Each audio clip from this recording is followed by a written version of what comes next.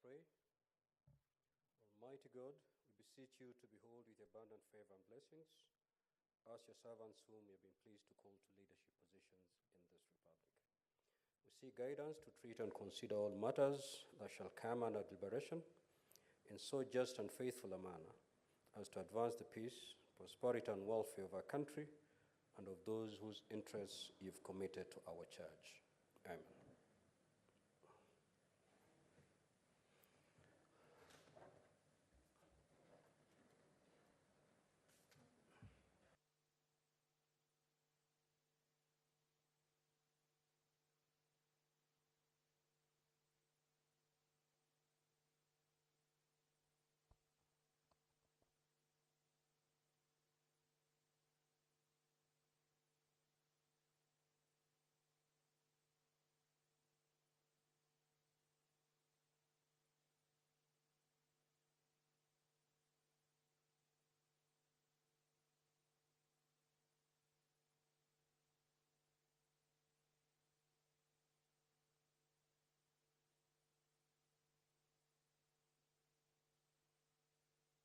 Clerk, do we have quorum? Yeah. Sergeant at Arms, kindly ring the quorum bell for 10 minutes.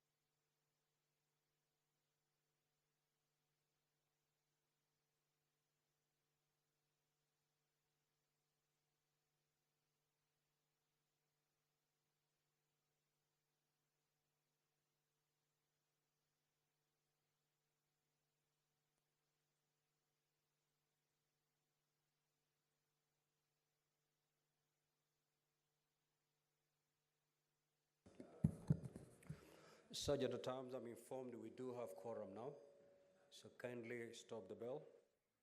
Clerk, proceed to call the first order, please. Order number 1, administration of oath. Order number 2, communication from the chair.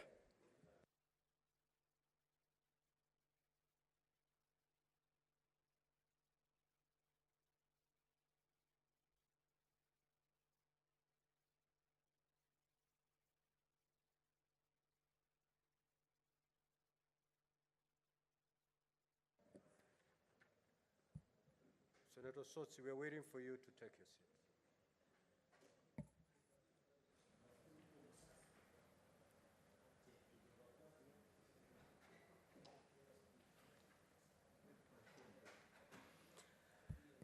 Now, Senator Mazayo, kindly resume your seat. Honorable Senators, I take this opportunity to welcome you back from the sittings of the Senate, which were held from 25th to the 29th September 2023 in Turkana County. The sittings were held pursuant to the resolution of the Senate made on the 8th of March 2023 and on the 30th of May 2023 to hold its plenary and committee sittings in the counties for a one-week period within the month of September in every session of the 4th Senate. The sittings in Turkana County were held in the backdrop of immense successes realized from the sittings of the Senate outside Nairobi, held in Uasin Gishu and Kitui counties in September 2018 and in September 2019, respectively. Honorable Senators, the Senate plays a critical role in the interlinkage between the national and county levels of government. The main objective of the sittings in the counties is to promote the role and work of the Senate and enhance public awareness regarding the business of the Senate and Parliament in general, highlight existing and new opportunities for engagement in the legislative process, develop and strengthen partnerships at the county level of government, and provide an opportunity to members and staff of the county assemblies to learn and share best practices with senators and parliamentary officers. I am confident that in Turkana County, these objectives were achieved following implementation of a robust program of activities that included both plenary and committee meetings. Honorable Senators, I believe that we all took advantage of our time in the great county of Turkana to learn and to make positive impact in the various areas of our work. I believe that as a Senate, we have appreciated the unique challenges that Turkana County and other counties in arid and semi-arid areas of the country face, and we develop legislative interventions to address them. Finally, I take this opportunity to appreciate you, Honorable Senators, for making time to travel to Turkana County for the Senate mashinani. I would like to thank the Senator for Turkana County, Senator James Lominen, MP, the Turkana County government, led by Governor Jeremiah Lomo Urukai, and Speaker of the Turkana County Assembly, the Right Honorable Christopher Nakuleu, members of the County Assembly, MCAs, the clerk and staff of the County Assembly, and the Turkana County Security Team for their warm hospitality and facilitation during our stay in Turkana County. I thank you. Now, Honorable Senators, I will allow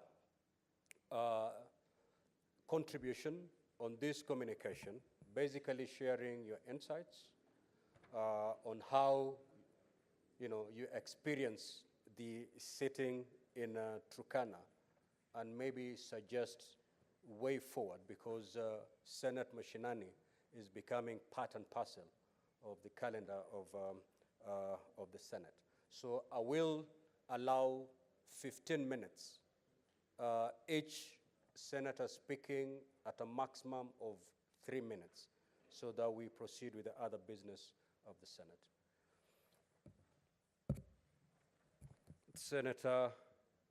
Senator Mazayo.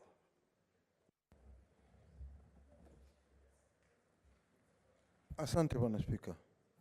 Bwana Spika, kwanza nataka pia mimi ni kuunge mkono wewe katika maono yako na vile ulivyosema kwamba maseneta wote walioweza kufika Turkana waliweza kutekeleza wajibu ule ambao waliweza kufika huko Turkana.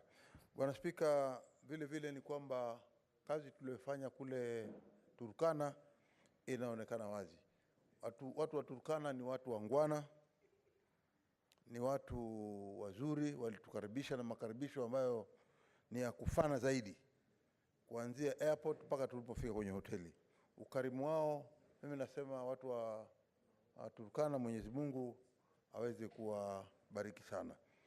La mwisho Bwana Spika ni kwamba katika harakati zetu tuliona baadaye kuna manunguniko fulani ambao walisema ya kwamba tulikwenda kule na maji, tukaenda kule na chakula, tukaenda kule na soda zetu, tukaenda kule na kila kitu tulibeba kutoka hapa. Lakini hiyo ndio taratibu ya viongozi wakiwa wamekwenda mahali. Lazima kuwe na taratibu kama hizo, na kubeba maji ama kubeba chochote hakuna makosa. Lakini kama wao waliona kuna makosa, basi next time ikiwa tutakwenda huko, tutakwenda, watatupikia chakula, watatufanya kila kitu. Tuko tayari katika haya mambo. Asante Bwana Spika. Senator Boni.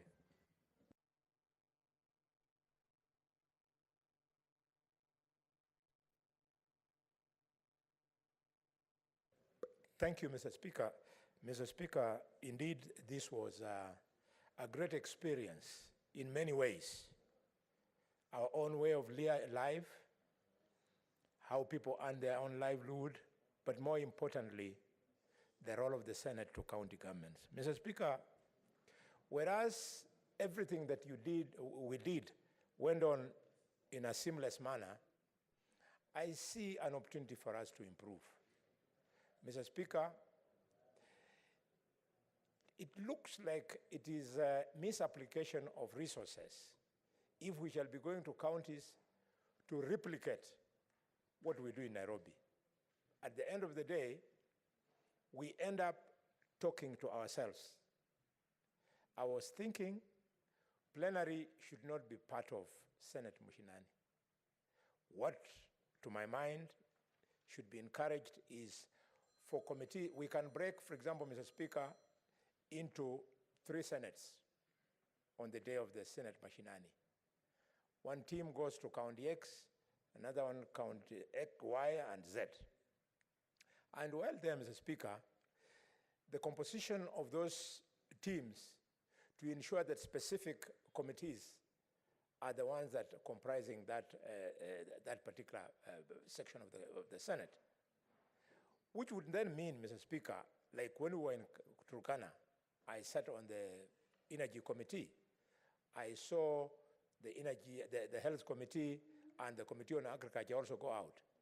The breakouts that we had as Energy Committee, Mr. Speaker, when we went to Lake Turkana Wind Power Project, when we went to Talo Company in Lokichar, and Mr. Speaker, when we generally then had a feel of county government of Turkana, was more rewarding than when we went back to the plenary in the afternoon.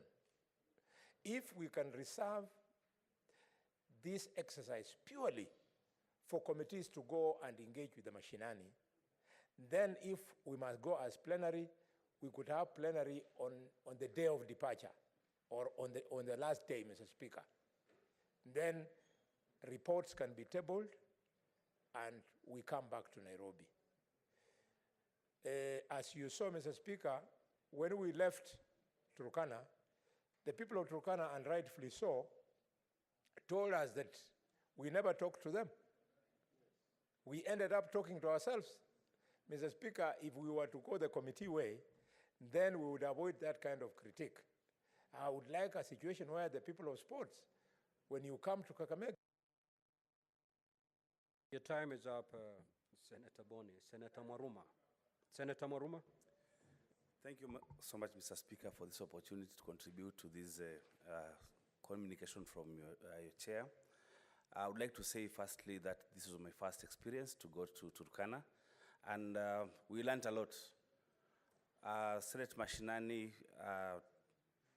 took place in Turkana this year, And we had an opportunity to meet committees in Turkana. In my education committee, we learned so much, especially issues to do with the vocational training. There are really challenges because out of the 8 sub-counties, each sub-county has one vocational training center, but most of them have no workshops, they have no laboratories, and I was wondering how learners can learn skills without laboratories. So I think if I were here and doing our Senate in this house, these are things that not have picked from this end. So I think it is something that we should do, maybe even more. Instead of doing once per year, we can even add it to 2 so that it can cover as many counties as possible, Chair. I think we were misunderstood when we went there, and the residents of Turkana were asserting that we should have interacted with them. We were there to interact with the committees of county assembly so that they can learn. But next time we go, say with the senator for Turkana, going to campaign, you can go and campaign, but this time we didn't go to meet people really, we went to for St. Mashinani. But if there are issues, maybe if you had petitions that were to be canvassed, we would have met more people in Turkana. So I think the experience was amazing and really fulfilling, and we really learned from the Senate Mashinani in Turkana. And I wish maybe when we are allocating, maybe next time when we are doing coast region, then Taita Taveta can be considered for the next Senate Mashinani, so that when I come here, Chair, and speak about human-wildlife conflicts, these are real issues. People are planting, they're not harvesting. You can also go and see the challenges that Taita Taveta is going through. Thank you, Chair. Senator Nyamu. Thank you, Mr. Speaker. The Senate Mashinani in Turkana was quite a good opportunity to feel the ground. And I think the committee work was the best opportunity to feel exactly what happens in Turkana and on the ground, and also to be productive as a Senate. My only observation was that our program was so tight, it was all work and no play. I can't tell you how is Turkana. Yeah, I cannot tell you. I can only tell you from county assembly to my hotel. That's all I know about Turkana. It would have been good. We see Kakuma, we see Lokichar, we see the lake, and we get to feel Turkana. And also, Mr. Speaker, we need a chance to experience Senate Mashinani in Nairobi. Because when we sit here, we think we know Nairobi. How many members in this house have been to Kibera? How many have been to Mathare and Mukuru kwa Njenga? And that is why when we pass policies and when we allocating funds, Nairobi is assumed to be a well-off county, and we don't benefit from fund allocations like the equalization fund. So I would want, Mr. Speaker, when we are planning for Senate Mashinani, I would want members to feel Nairobi so that you can really understand what Nairobi is. Nairobi is not where you live. Nairobi is not CBD where Senate is housed. Nairobi is where the majority of people in Nairobi live. And so that can reflect also in our policies. Thank you, Mr. Speaker. Senator Osotsi. Thank you, Mr. Speaker, for this opportunity. I want to say that Turkana County was really an experience to most of us, especially most of us who are first-time senators. We learned a lot, but there is room for improvement. There is room for improvement, and I'm sure... What is your point of order, Senator Eddie?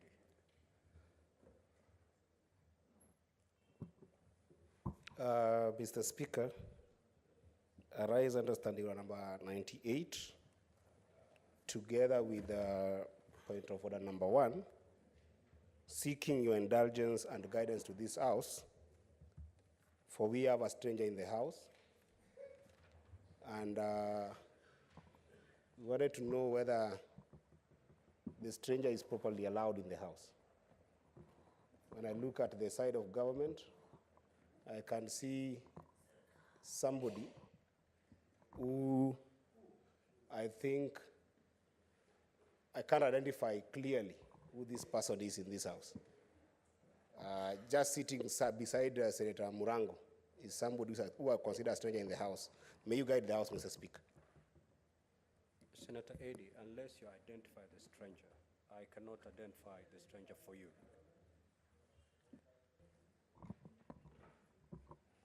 Mr. Speaker, there is somebody sitting just on the left side of Senator Kamau Murango that I want you to tell us whether the person is sitting there as a member of this house as considered right now. You don't have knowledge of that person? You don't even know their names? I think roughly looks like she's a lady. And resembles, I think, Gloria. So and that's why I'm saying it's a stranger in the house. So just guide us whether we are safe in this house. What is the point of order, Senator Dulo? Mr. Speaker, we don't have Gloria in this house, and the standing orders are very clear. We have Senator Gloria. Can that be corrected? So, Senator Eddy, are you therefore trying to, is your point of order in respect to Honorable Senator Gloria?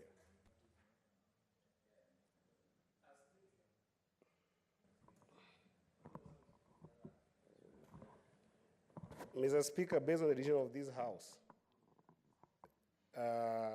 and our standing orders, she is a stranger, given the decision of this House. So I only refer to a senator under standing order of this House when they are properly constituted so.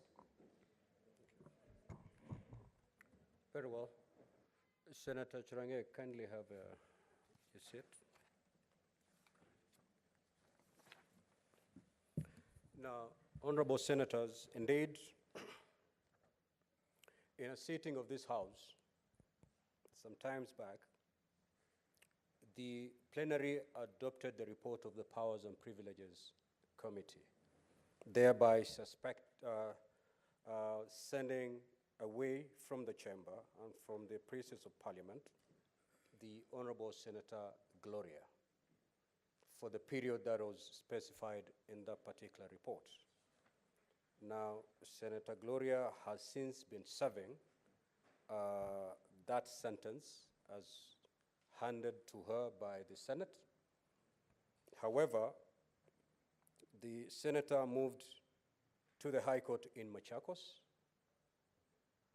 and went before Justice Rayola and obtained conservatory orders.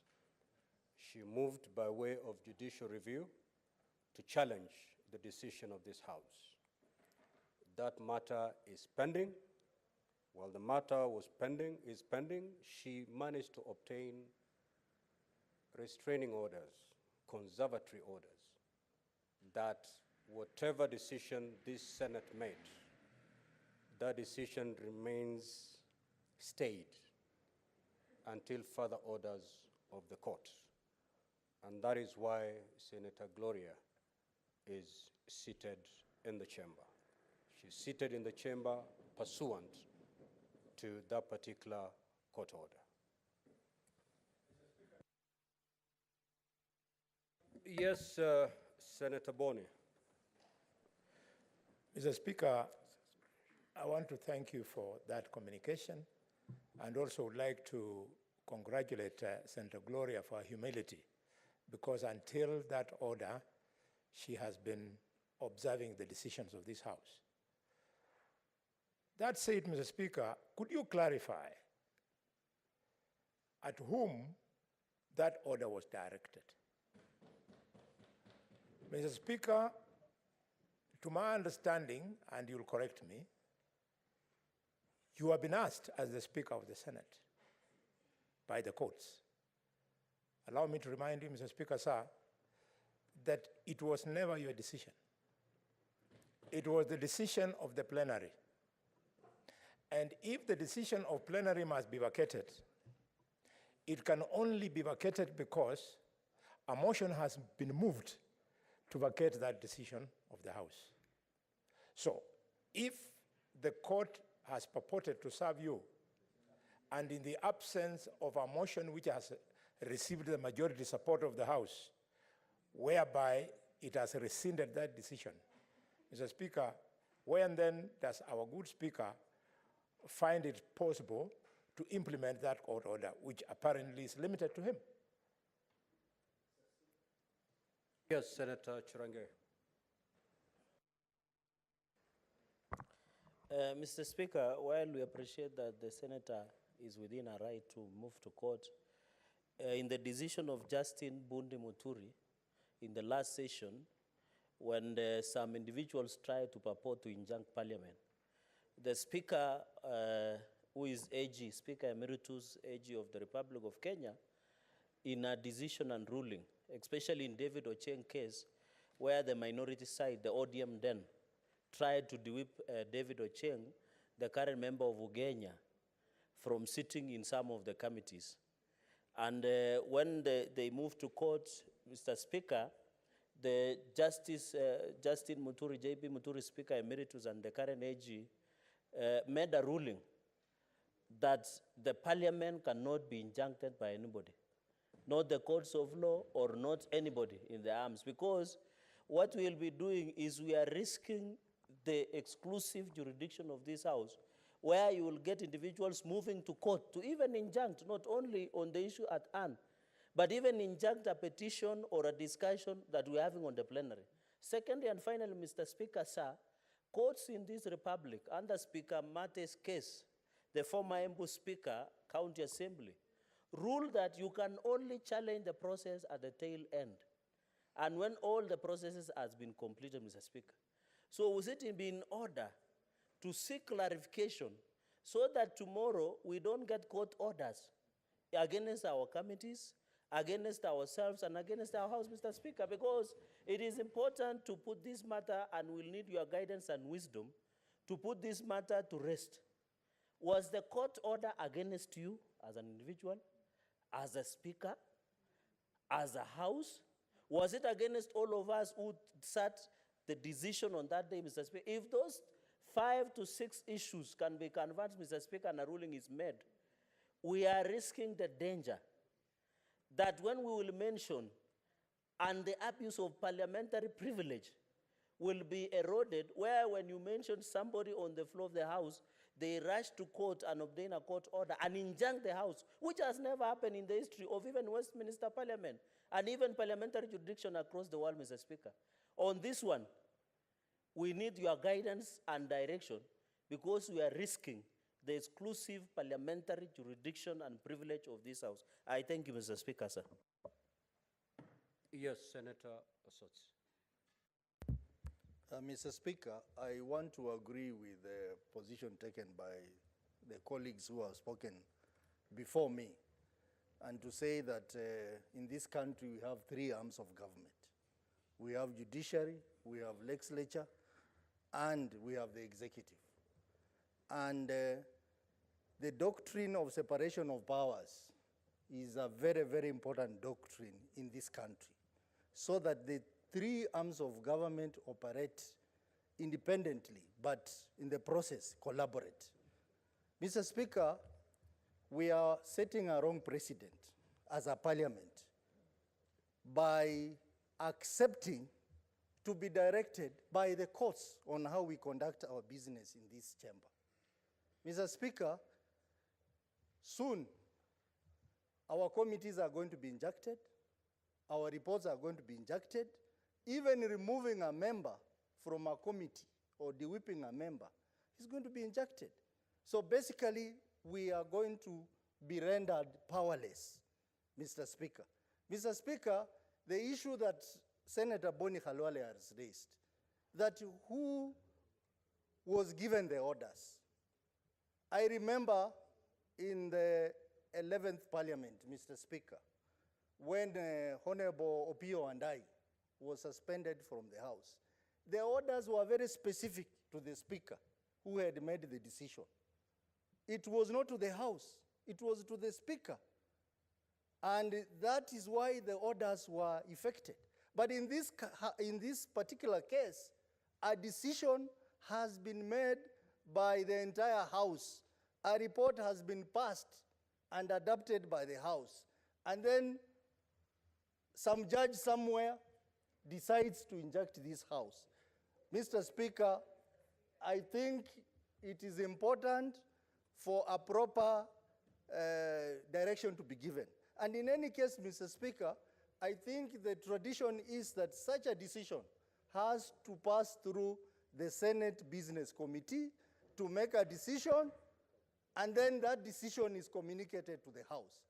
We are setting ourselves on a wrong path, and Mr. Speaker, in this country where it is easy to move to a judge somewhere and get orders, why would the orders not be gotten here in Nairobi?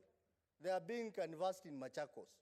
Mr. Speaker, it is important that the integrity, the power, the supremacy of Parliament must be protected from judiciary. And Mr. Speaker, I invite you to retire and make a sound decision that will guide this House and any other parliamentary jurisdiction for the purpose of protecting the legislature in this country. The issue of punishment of members, Mr. Speaker, it is not unique to this country. Even in other developed democracies like UK and US, decisions of this nature have been made. But we've never had a member going to court and getting injunction and just walking in as if nothing was done by the other members. It is disrespectful, it is intrusion into the powers of Parliament, and Mr. Speaker, we request that a proper decision, a proper communication be made on this matter so that we protect the integrity of Parliament.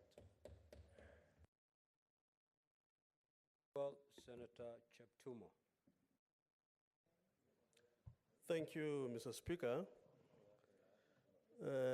I want to say the following, Mr. Speaker. One, that the only person who has the benefit of the contents of that decision is yourself. No member in this House, Mr. Speaker, has had a chance to read that particular judgment or decision of the High Court. Mr. Speaker, we are happy as a House that you are a lawyer. Not just a lawyer, but a lawyer with a high number of standing before our judicial system. So that, Mr. Speaker, this House and the National Assembly, I think for the first time now, not for the first time, even in addition to the other speakers, will benefit from your experience, Mr. Speaker, on some of these matters. Mr. Speaker, when you made a pronouncement today, some few minutes ago, I had the feeling that you satisfied yourself as our speaker, that reading the ruling in the judgment of the court, you were satisfied that was proper for Senator Gloria to be in the House. But Mr. Speaker, it is a house of debate. It's a house of order. It's a house where we borrow from previous rulings from the House, from the Speaker, and so on.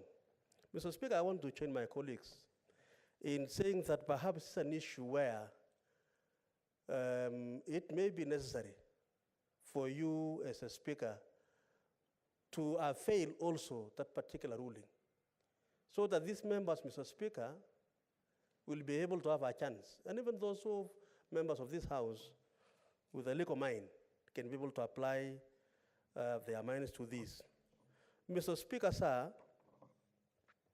this House was heard by Kenyans when the debate was ongoing on the motion that was brought before this House. And the same public, Mr. Speaker, should also be informed as to the reason why Senator Gloria finally came. Mr. Speaker, nobody should in any way, directly or indirectly, deny our colleague Senator Gloria the benefit of the judicial system in this country. So that, Mr. Speaker, if it is truly pursued within the framework of the law and also our procedure here, then she will enjoy the benefit of the law. And Mr. Speaker, it's a house that we need to be careful so that, Mr. Speaker, our reputation as a house in this Senate will be recognized by our citizens, Mr. Speaker. Mr. Speaker, if you look at Article 159, as I conclude, it talks about judicial authority.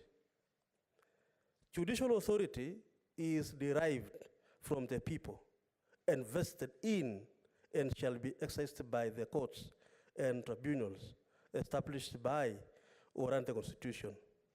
Sub-Article 2, Mr. Speaker, says, in exercising judicial authority, the courts and tribunals shall be guided by the following principles. Justice shall be done to all, irrespective of status. Mr. Speaker, that is the principle set in Article 159, that justice shall be done to all, including Senator Gloria, Mr. Speaker.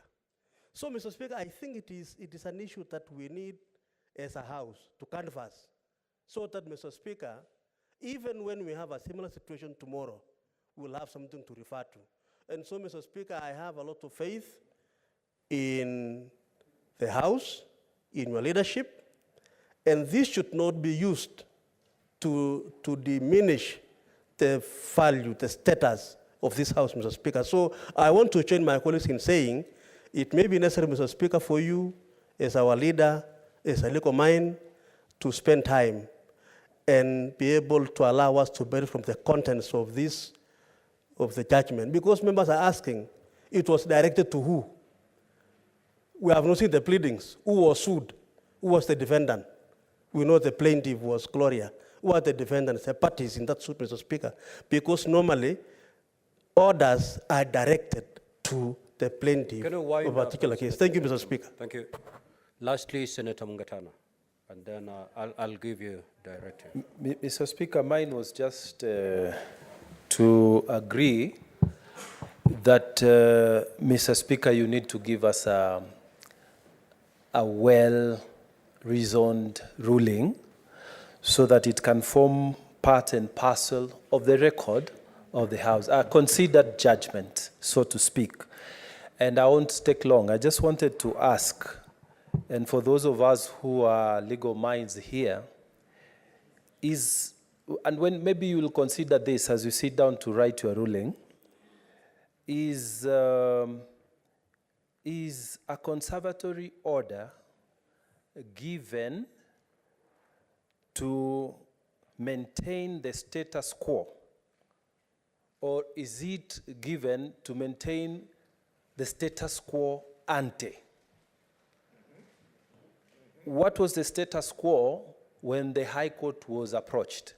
Now, if the status quo was that there is a decision of the Senate, can the High Court use its powers to issue conservatory orders not to maintain the status quo, but to revert to status quo ante without the benefit of,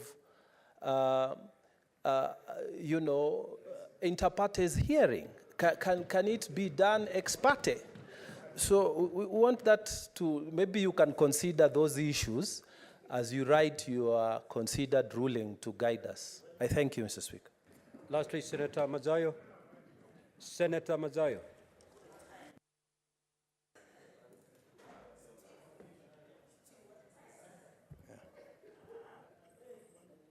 Asante Bwana Spika. Nitajaribu kuongea kwa lugha ambayo itaeleweka Kiswahili. Bwana Spika, kulikuwa na uamuzi wa muda uliofanywa. Na uamuzi huu ulikuja hapa ukajadiliwa. Bwana Spika, uamuzi huu haukuwa wako, bali ulikuwa ni uamuzi ambao uliuleta hapa na bunge la Seneti likachukua uamuzi ule kama wao. Bwana Spika, maseneta wote waliokuwa hapa siku hiyo walijadiliana kama bunge la Seneti, na hatimaye mwisho waliweza kupiga kura na kuona ya kwamba ni sawa. Hatua iliyotaka kuchukuliwa ilichukuliwa kulinganishana na ripoti iliyokuwa imeandikwa na Committee ya Powers and Privileges. Bwana Spika, uamuzi huo ulifanywa na bunge la Senate. Haukufanywa tena na Committee ya Powers and Privileges, bali bunge lenyewe. Kwa hiyo kama kuna kitengo chochote ambacho kinaweza kugeuza uamuzi wa bunge la Senate, ni Senate yenyewe ikae igeuze uamuzi wake ule uliofanya, lakini sio kamati nyingine iweze kukaa mahali na igeuze uamuzi uliofanywa na bunge la Senate. Hisia yangu ni kwamba Bwana Spika, ingekuwa vyema ikiwa tutaona ya kwamba uamuzi utakaokuwa ukifanywa na Senate unaheshimiwa na kila mtu, ili bunge hili tusilivue heshima yake na tuliwekee heshima ili liweze kuheshimiwa na Wakenya wote. Bwana Spika, mimi naona kwa maoni yangu ingekuwa bora anayehusika katika hii aweze kuambiwa ajitoe nje, alafu bunge hili likae liweze kujadiliana na kuona kwamba hatua ya hii bunge ndio imechukuliwa, ili kuregea ama kutoregea iwe ni hatua ya hili bunge. Asante Bwana Spika. Yes, Senator Kathuri, let us dispense with this matter. We have more important matters to deal with that affect Honorable Speaker, I wanted to maybe to ask whether you have CVs for the senators on your desk, because I can see all these are running friends who have been able to get the opportunity. Senator Chelagei, Senator Mazayo, Senator Cheptumo.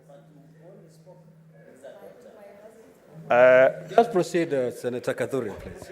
But also, Honorable Speaker, to ask on standing on the 103, whether this matter that we are discussing, because maybe it's a matter which is sub judice to, as we discuss it, it is very active. There's some communication which has been made by the court. I don't know whether to you or to the Senate. So whether maybe if we are quite in order to continue discussing this matter, Honorable Speaker. I'm not a learned friend or lawyer, but my small experience is advising me that maybe we really need to be careful, Honorable Speaker. Thank you, Honorable Senator. Senator Hamida, kindly take your seat. And thank you for the many points of order that have been made in regard to this subject. Just to summarize all that has been said, I think the question that has been posed by all of you who've contributed is, do we or do we not comply with this particular court order? I think that is the essence of a points of order. And I want to give my undertaking that I will retire to my chamber. I will consider all the points of order that have been put forth by those who spoke, and I'll deliver a very well-reasoned ruling tomorrow. But there's some things that maybe I can respond to immediately so that you get to know. There has been a question as exactly who are the parties to this particular suit, pursuant to which this order was given. Now, of course, the applicant is Honorable Gloria Magoma Orwoba. The respondents are 5. The first respondent is the Attorney General. He's been sued. The Clerk of the Senate has been sued. The Speaker of the Senate has been sued. The Senate Committee on Powers and Privileges Committee has been sued. And the Senate as a whole, as an institution, has been sued. So these are the parties to this suit. Now, honorable members, allow me to retire to consider all the issues that you put forward so that tomorrow when we are back here, I can deliver my ruling on the points of order that you've raised. In the meantime, we will allow Senator Gloria. In the meantime, we will allow Senator Gloria to sit in. Next order.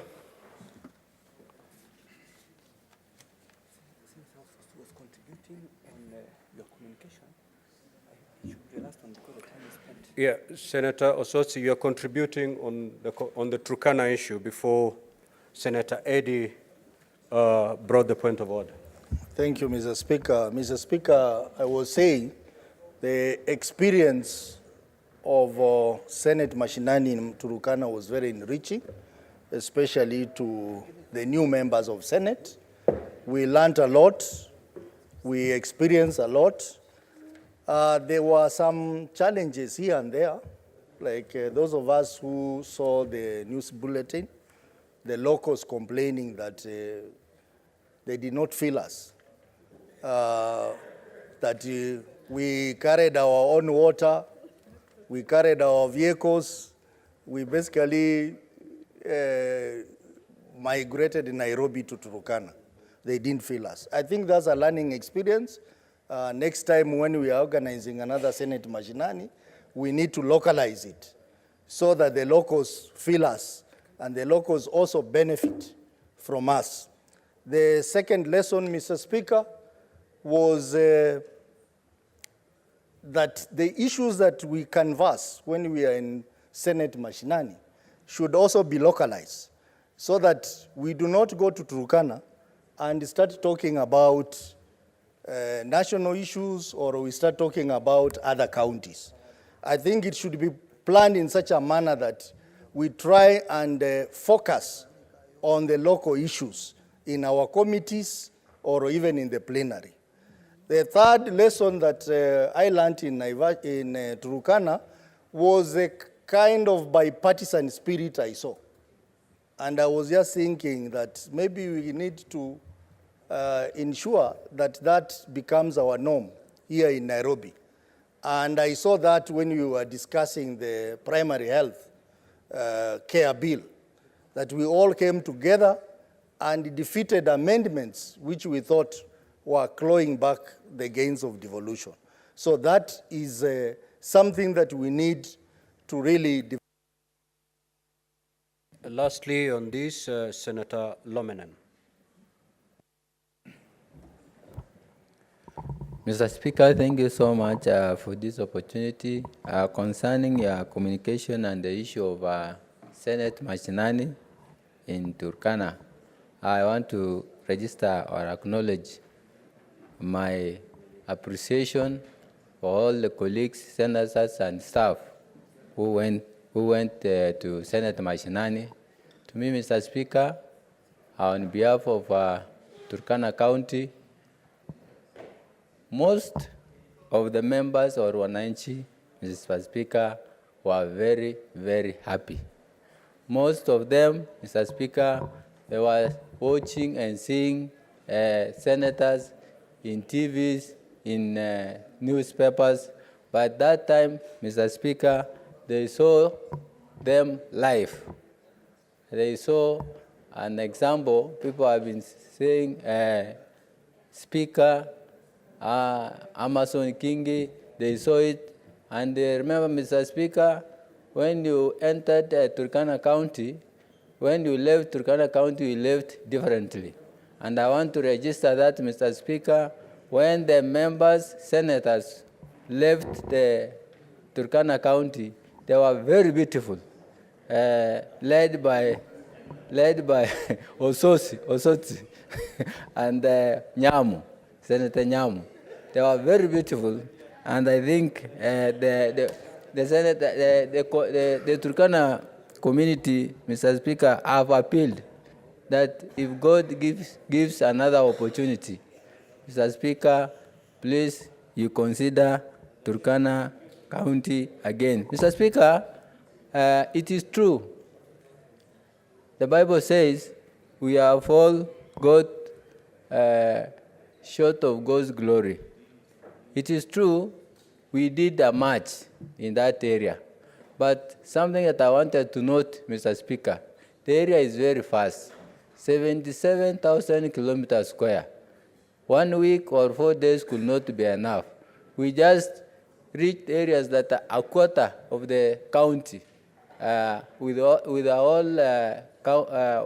all departments or committees, with the sessions in the Senate. So, Mr. Speaker, I will wish next time, before we go the whole Senate, I suggest maybe prior the Senate committees will go there first, and then the whole members, the whole Senate chamber will join, so that they get details.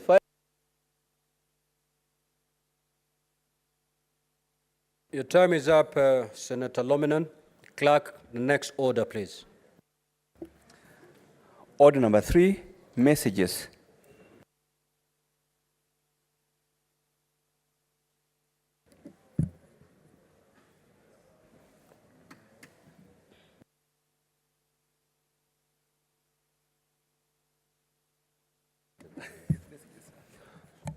Senator Kathuri, Senator Wakili, and Eddie,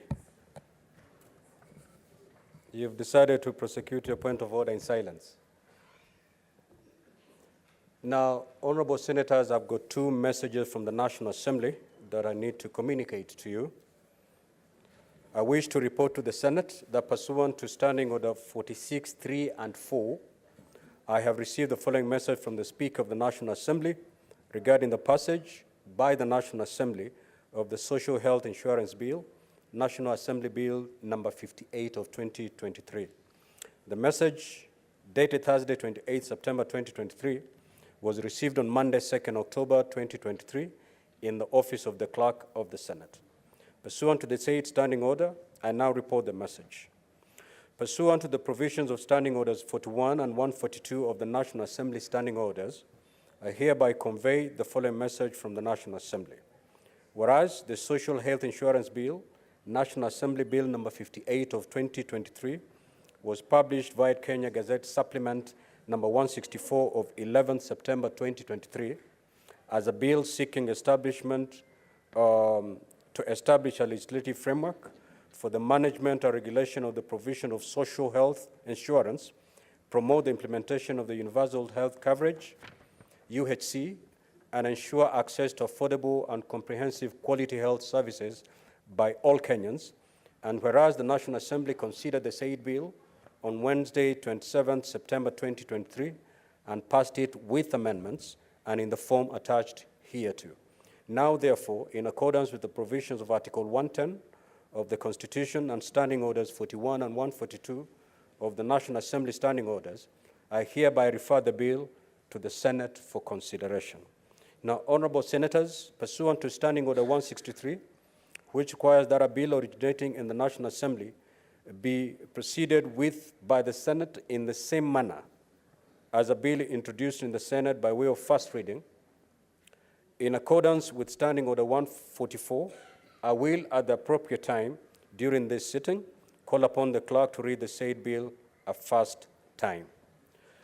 The second message is as follows. I wish to report to the Senate that pursuant to Standing Order 46.3 and 4, I have received the following message from the Speaker of the National Assembly regarding the passage by the National Assembly of the Digital Health Bill, National Assembly Bill number 57 of 2023. The message, dated Thursday, 28 September 2023, was received on Monday, 2nd October 2023, in the office of the Clerk of the Senate. Pursuant to the said standing order, I now report the message. Pursuant to the provisions of Standing Order 41 and 142 of the National Assembly standing orders, I hereby convey the following message from the National Assembly. Whereas the Digital Health Bill, National Assembly Bill number 57 of 2023, was published via Kenya Gazette Supplement number 163 of 8th of September 2023 as a bill concerning county governments to provide a framework for provision of digital health services, a function affecting the powers of county governments set out in the 4th schedule to the Constitution, and whereas the said bill was considered and passed by the National Assembly on Wednesday, 27th September 2023 with amendments and in the form attached hereto.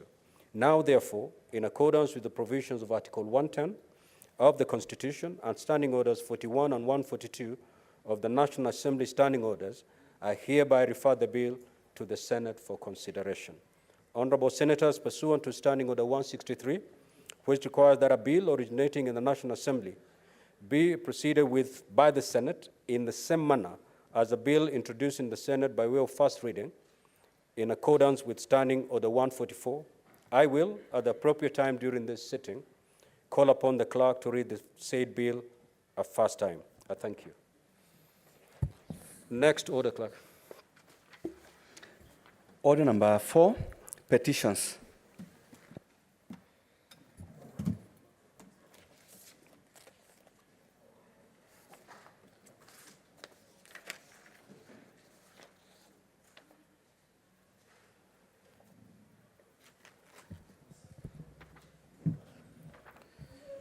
Honorable Senators, I hereby report to the Senate that a petition has been submitted through the clerk by the Senator Mazai. You can have your seat. Senator Kathuri, you can resume your seat. Thank you.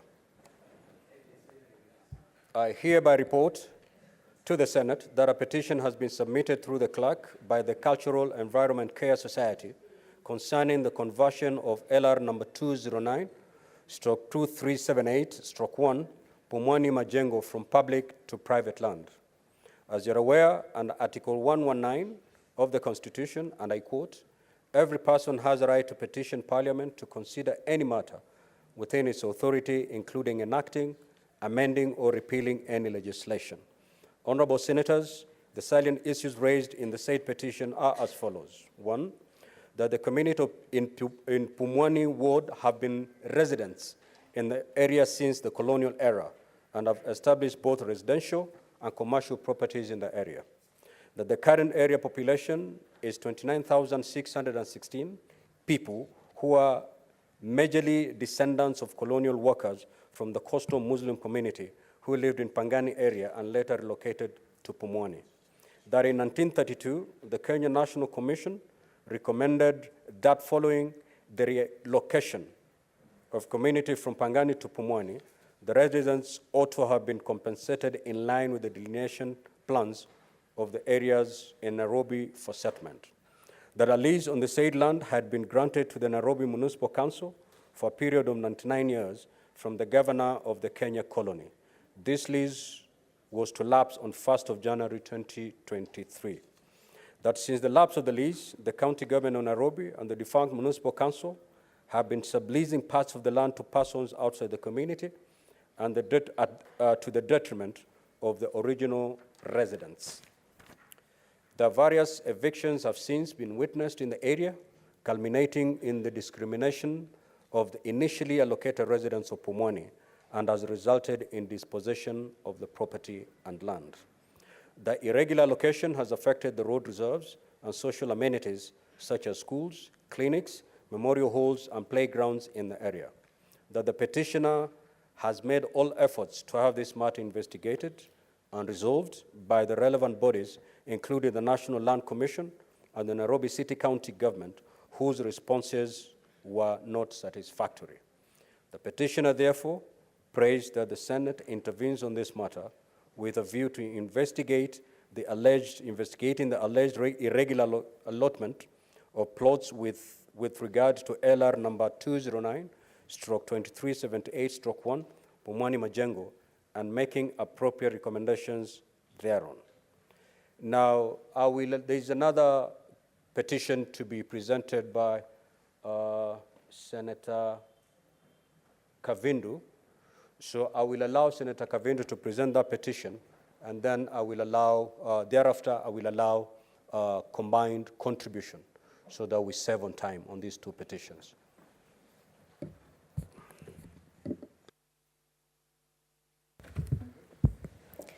Thank you, Mr. Speaker.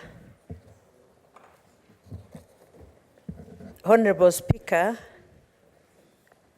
pursuant to Standing Order 232(1)B, I hereby present to the Senate a petition submitted by the members of Muindimbingu Memorial Ngelani Association, who are citizens of the Republic of Kenya and residents of Machakos County.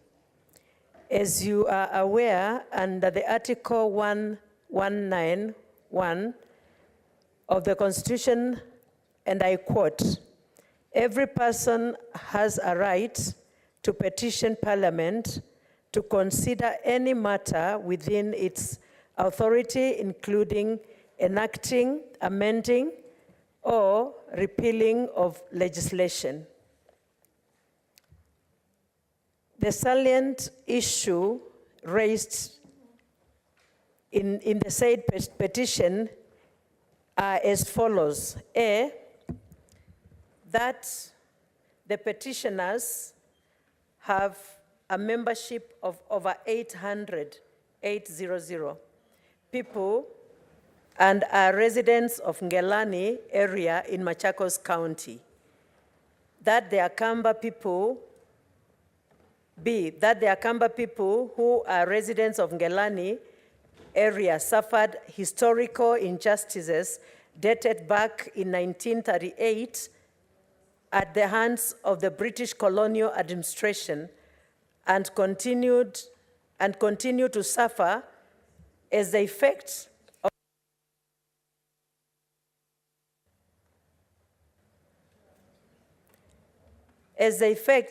of the same up to now. That the historical injustices includes detention without trial, economic crimes through the forceful confiscation of cattle, and lawful detentions of the leaders, such as Muindimbingu, and unlawful administration of collective punishment such as forceful labor under extreme conditions. D, that around 1938, the colonial administration started confiscating cattle belonging to the Akamba people in Ngelani area in the pretext of livestock disease control. E, that the community had relied on cattle as a source of income and as a means of paying dowry and other cultural rights. This confiscation of cattle greatly interrupted exercises of the community's cultural rights, especially marriage.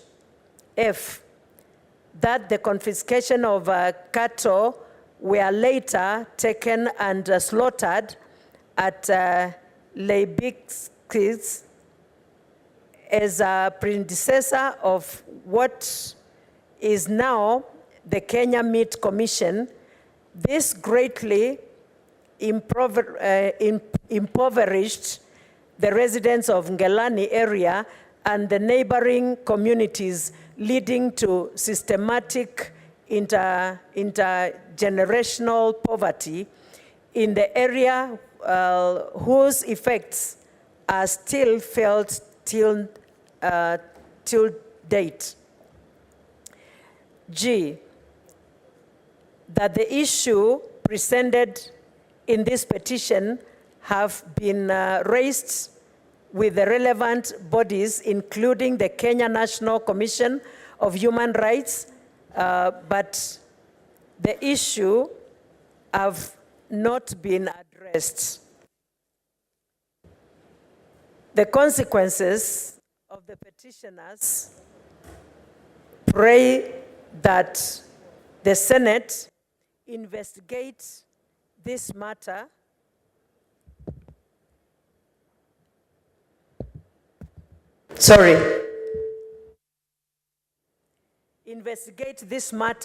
with a view to establish the accurate records and documentation of the true extent of the said historical injustices, as well as the true identity of individuals and institutional perpetrators in the colonial period, and recommends to the national government and any other person on measures that ought to be undertaken to provide redress for the historical injustices suffered by the Akamba people, signed by Senator Agnes Kavindu, MP, Machakos County.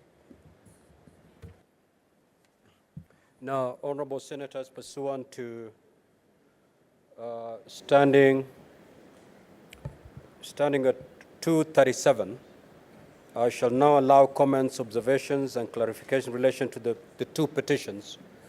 Looking at my dashboard, I have only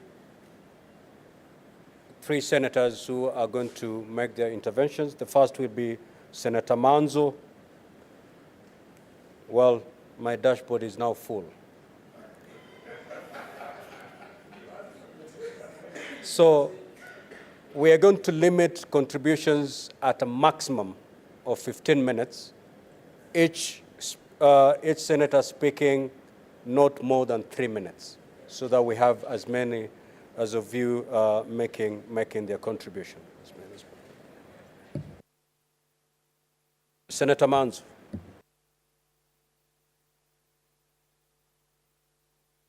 Thank you, Mr. Speaker, for giving me an opportunity to support this great petition. Mr. Speaker, Mundimbingu, who today you know has even a street named in Nairobi, was one of the freedom fighters of the Kamba community who had joined other communities in Kenya to fight the colonialist government so that Kenya could attain independence. And again, Mr. Speaker, Mwindi Bengu led the Kamba community to fight injustices occasioned by the colonial masters. Mr. Speaker, there has been very little attempt other than naming a street after him, and the county government of Machakos making a statue about him around Chumvi area.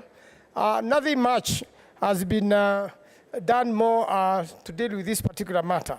Mr. Speaker, the injustices committed then still linger and run up to today, and the beauty about this regime of law, the course of action does not, disappear when such injustices can be traced, proven, and get connected to such a situation. And that's why, Mr. Speaker, you saw the Mau Mau injustices when a matter was filed in the courts.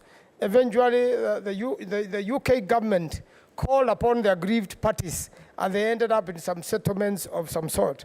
And therefore, this petition is very, very important for the community around Ngelani in Machakos and the lower eastern in general. And that's why the petitioner is calling upon this House to investigate in view of establishing an accurate record and the documentation of the true extent of the said historical injustices, as well as the true identity of individuals. Mr. Speaker, the matter still lingers. That particular area, certain people have been impoverished for so many years, owing to these injustices done that time. This was the same team which joined the colleagues in Central Province to fight for independence of this country. I support, and Mr. Speaker, wish that the Senate will expedite this matter. We come up with serious documentation of which maybe the community can follow up with the UK government so that such historical injustices can be compensated. I thank you, Mr. Speaker. Senator Essie.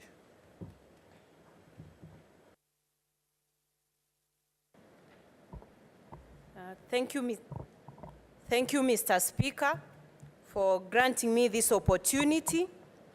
Mr. Speaker, several years down the line, we have several reports that have been written to address some of these issues.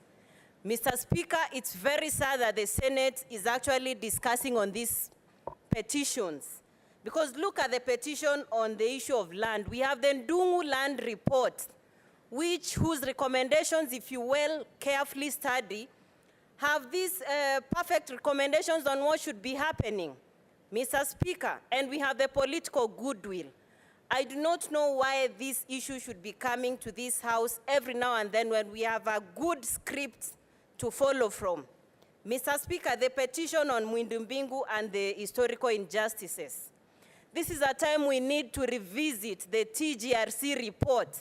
These reports were well done by well-studied people who conducted civic education, wrote statements by listening from people. We have an administration that has given us the political goodwill.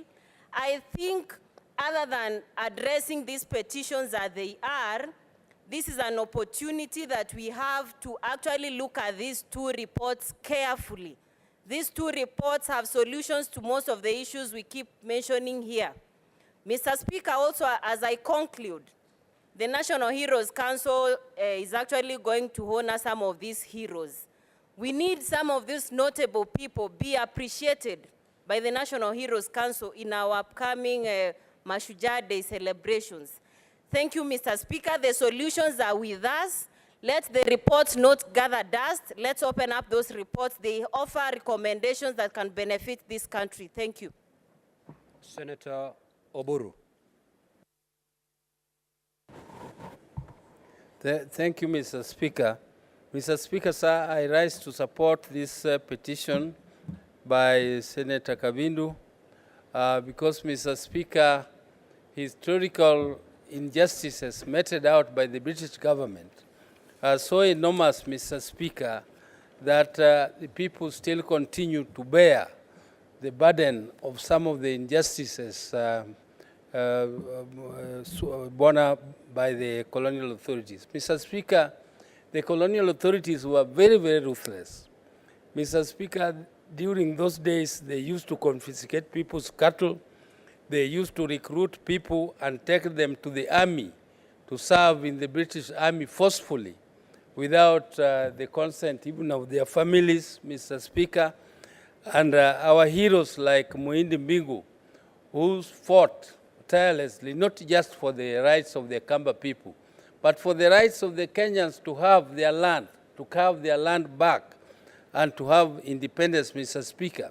Mr. Speaker, some of our heroes like Mwindumbingu and some of them like Bildad Kagia, who died, people like Kungu Karumba, whose family are still in tatters suffering. I think the MP for Nyandarua will tell you that.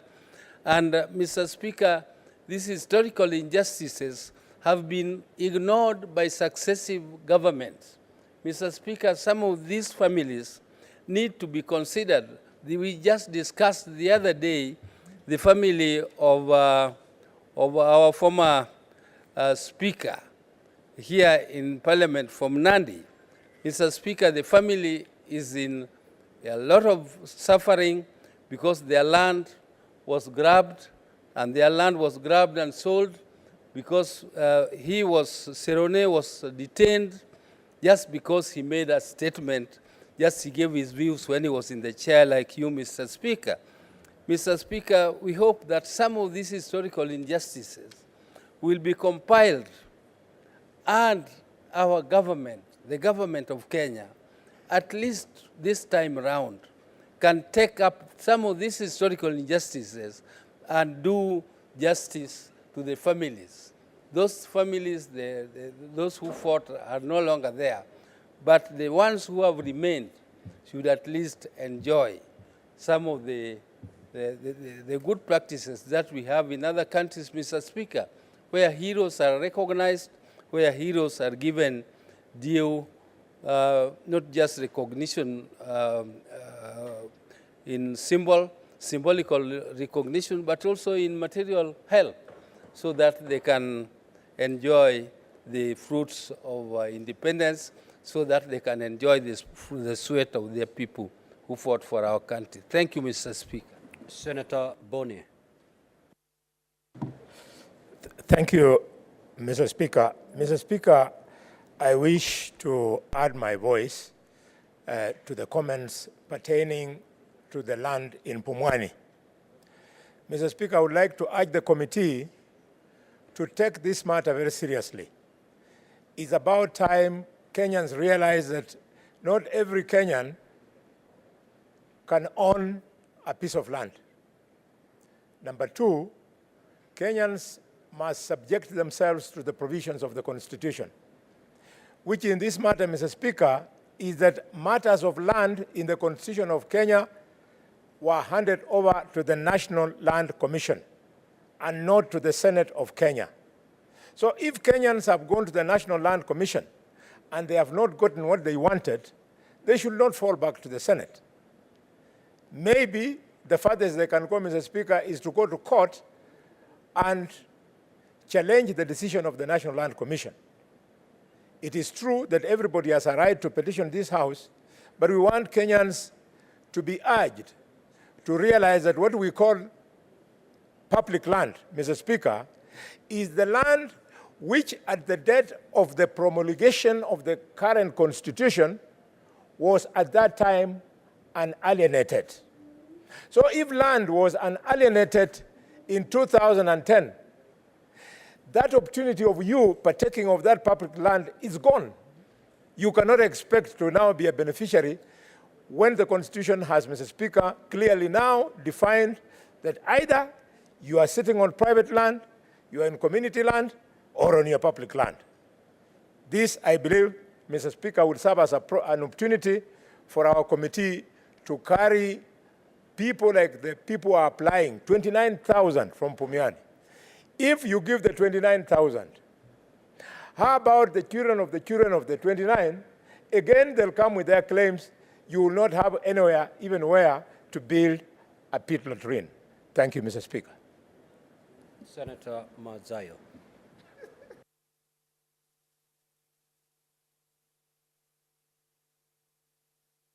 Senator Mazayo, you've donated your time to Senator Hamida. Very well. I'm sorry, I didn't hear. Asante Bwana Spika. Bwana Spika, pengine kwa sababu ya ninavyompenda dadangu, pengine nitampa, lakini sio leo kwa sababu huu ni malalamishi ya muhimu sana. Bwana Spika, malalamishi haya yaliyoletwa ya kidhulma yaliyofanyiwa watu wa Pumwani ni jambo la kusikitisha.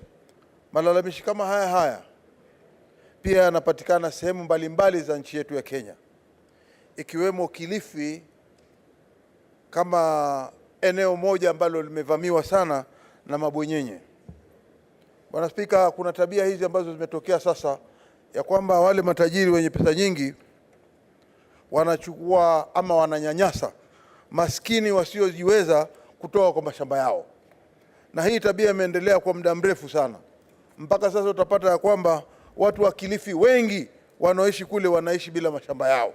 Mashamba yao yamechukuliwa na mabwenyenye, watu matajiri ambao wamekuja hapa Nairobi, wamefanya waliofanya yote na wakatoa title deed, wamekwenda huko, wamefurusha Wagiriama sasa, wameweka mafence, wao ndio wanaotaka kuishi katika hiyo ardhi. Sisi tunasema la, hatutakubali na mpango huu hata kidogo.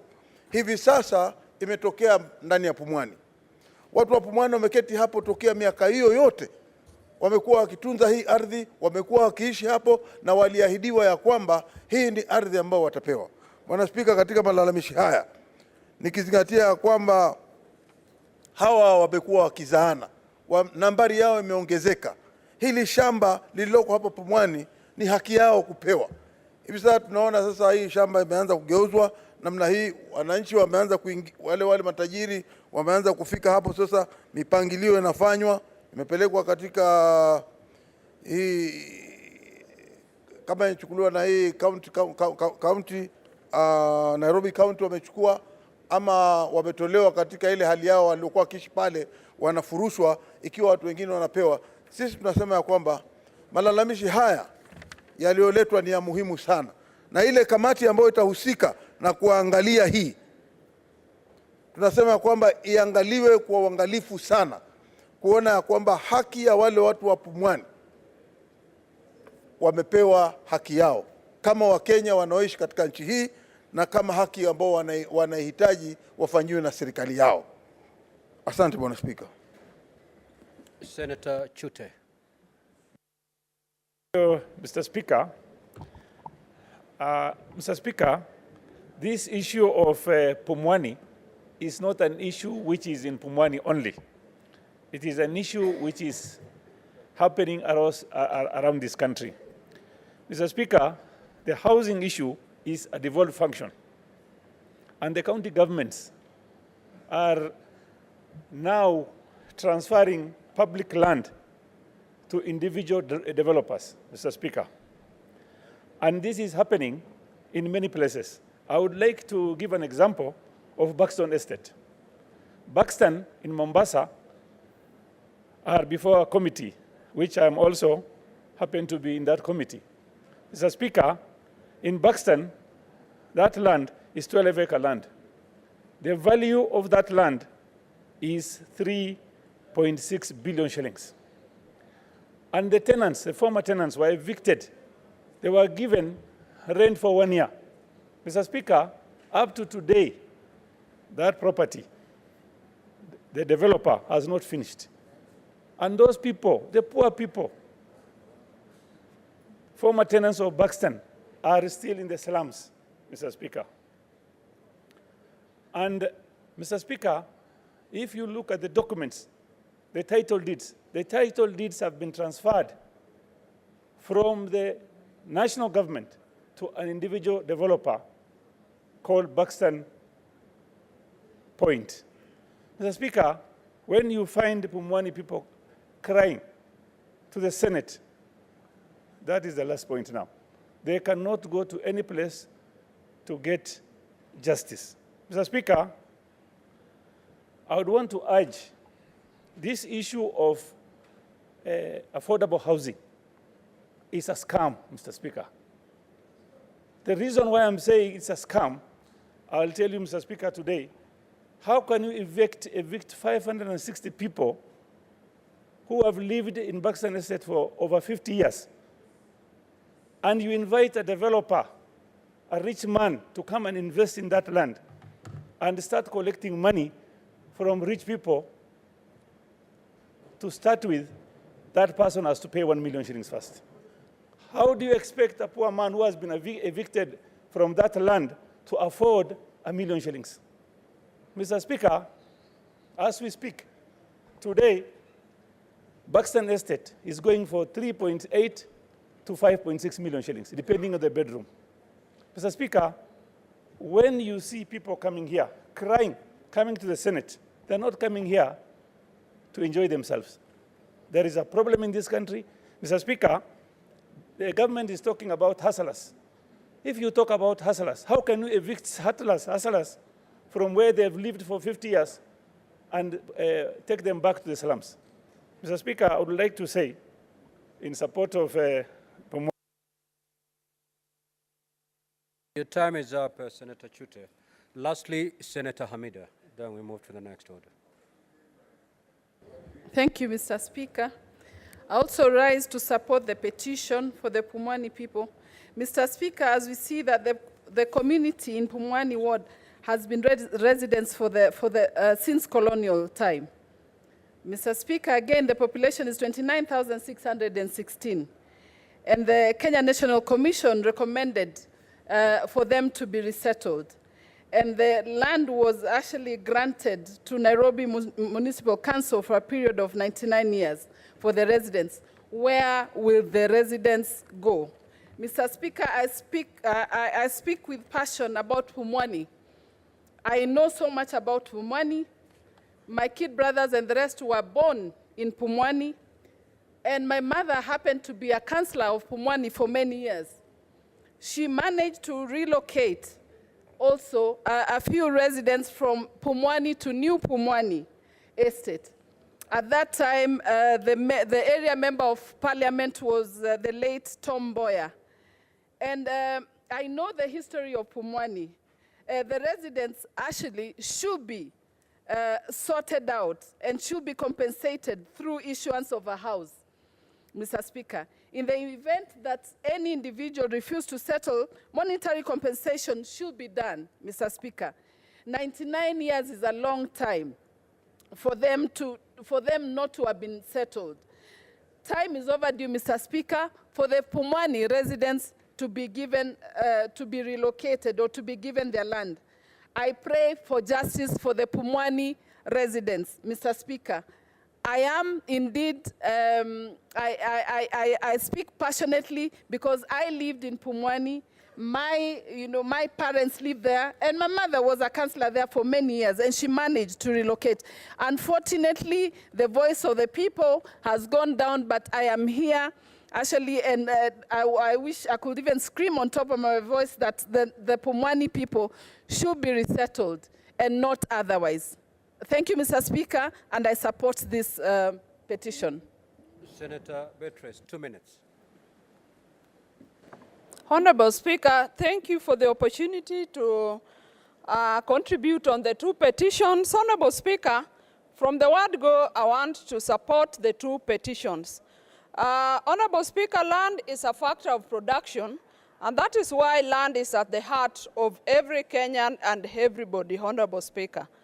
Mr. Speaker, sir, it is important to note that the National Land Commission was constituted to look into the management of both public and private land.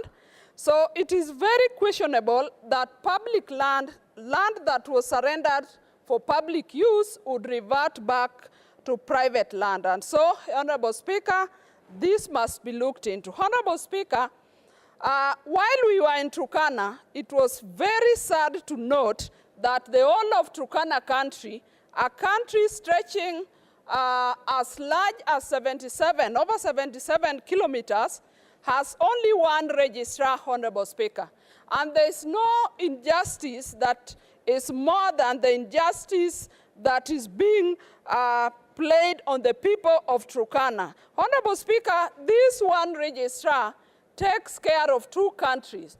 That is West Pokot and Turkana County. And Honorable Speaker, we should take note of that the government must post another registrar to this area so that the people of Turkana are served just as all other Kenyans are served. And Honorable Speaker, in the absence of the services of a registrar, that is also considered as injustice. Honorable Speaker, I also support the petition by Senator Agnes Kavindu because, Honorable Speaker, it is worth noticing that as early as 1938, all the cattle in Kamba were seized by these people. As I support this petition, I would like to suggest that these people must not only be compensated for the loss, but an evaluation must be done, and at the present cost, that is the cost that should be compensated to the people of Kamba. Honorable Speaker, I support the two petitions.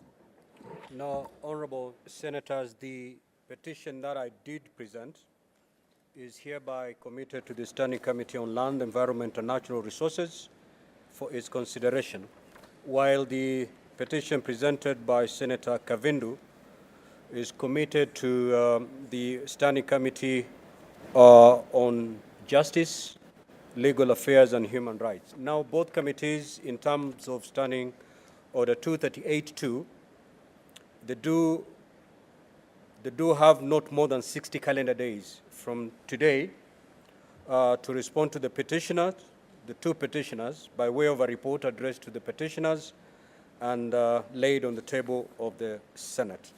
Clerk, call the next order, please. Order number 5, papers. The Majority Leader.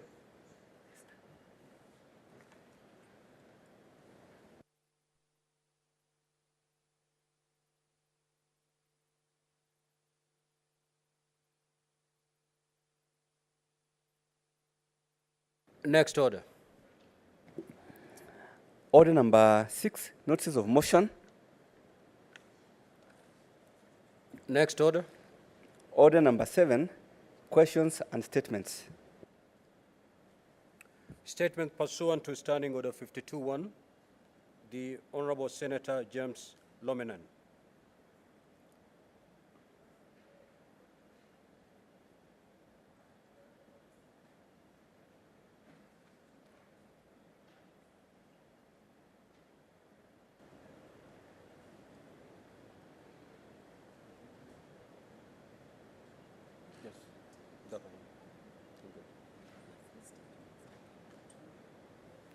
Are they here?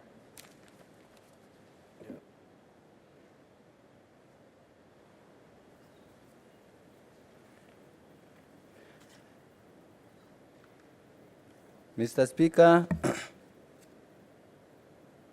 I rise pursuant to the Standing Order 52-1 to make a statement on a matter of countrywide and general topical concern, namely the untapped potential of Lake Turkana blue economy.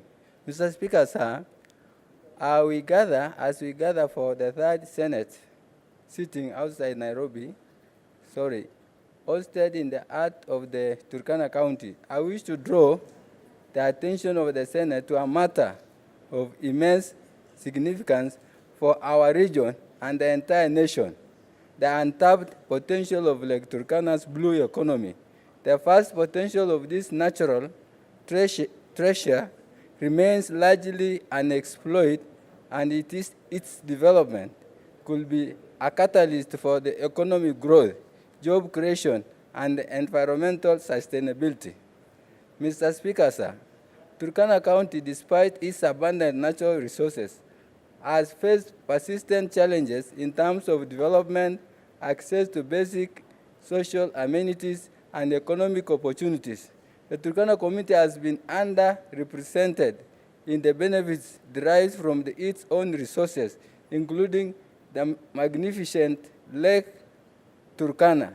This has left our people grappling with poverty and limited access to essential services, in stark contrast to the potential for prosperity that the lake holds. Mr. Speaker, sir, Lake Turkana poses the following opportunities. One, it boasts strong and consistent winds, making it an ideal location for wind power generation. The Lake Turkana Wind Power Project has already demonstrated the immense potential for renewable energy generation in the country. The lake supports a diverse range of fish species, presenting a significant opportunity for commercial fishing, job creation, and improved food security for our people. The lake had fish factory before, but it broke down long time ago, and no effort to date has been made by the government to bring the plant back to life. 3, Lake Turkana's unique landscapes, sand dunes along its shores, beautiful and Central Island National Park are draw for tourists from across the globe. Investing in tourism infrastructure and promotion can yield substantial economic benefits. And 4, enhancing water transport on Lake Turkana can unlock trade routes, reducing transportation costs, and foster regional integration. Mr. Speaker, sir, in order to fully realize the opportunities, the following challenges need to be addressed. 1, the lake faces environmental threats such as pollution and siltation, which jeopardizes aquatic life and the fragile ecosystem. It is imperative that we prioritize stringent regulation and sustainable practices to safeguard our natural heritage. 2, Mr. Speaker, inadequate infrastructure, including roads and ports, hinders the movement of goods and people around the lake, limiting its economic potential. And 3, Mr. Speaker, the Turkana community has historically been excluded from the benefits of the blue economy. This exclusion not only perpetuates poverty, but also violates the principle of fairness and equity.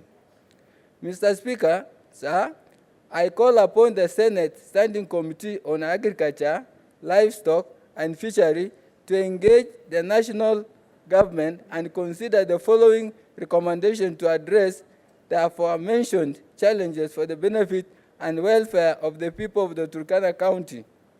1, advocate for and enforce environmentally sustainable practices in and around Lake Turkana to protect its ecosystem and aquatic life.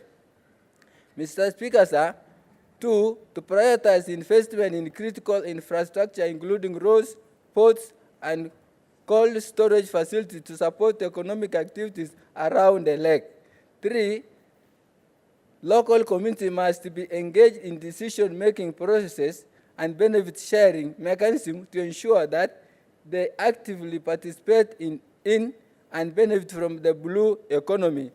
And finally, Mr. Speaker, develop a comprehensive plan in collaboration with the government and stakeholders to compensate the Turkana communities for historical neglects and privation of benefits from Lake Turkana resources. Mr. Speaker, sir, in conclusion, the potential of Lake Turkana blue economy is a golden opportunity for development that cannot be ignored.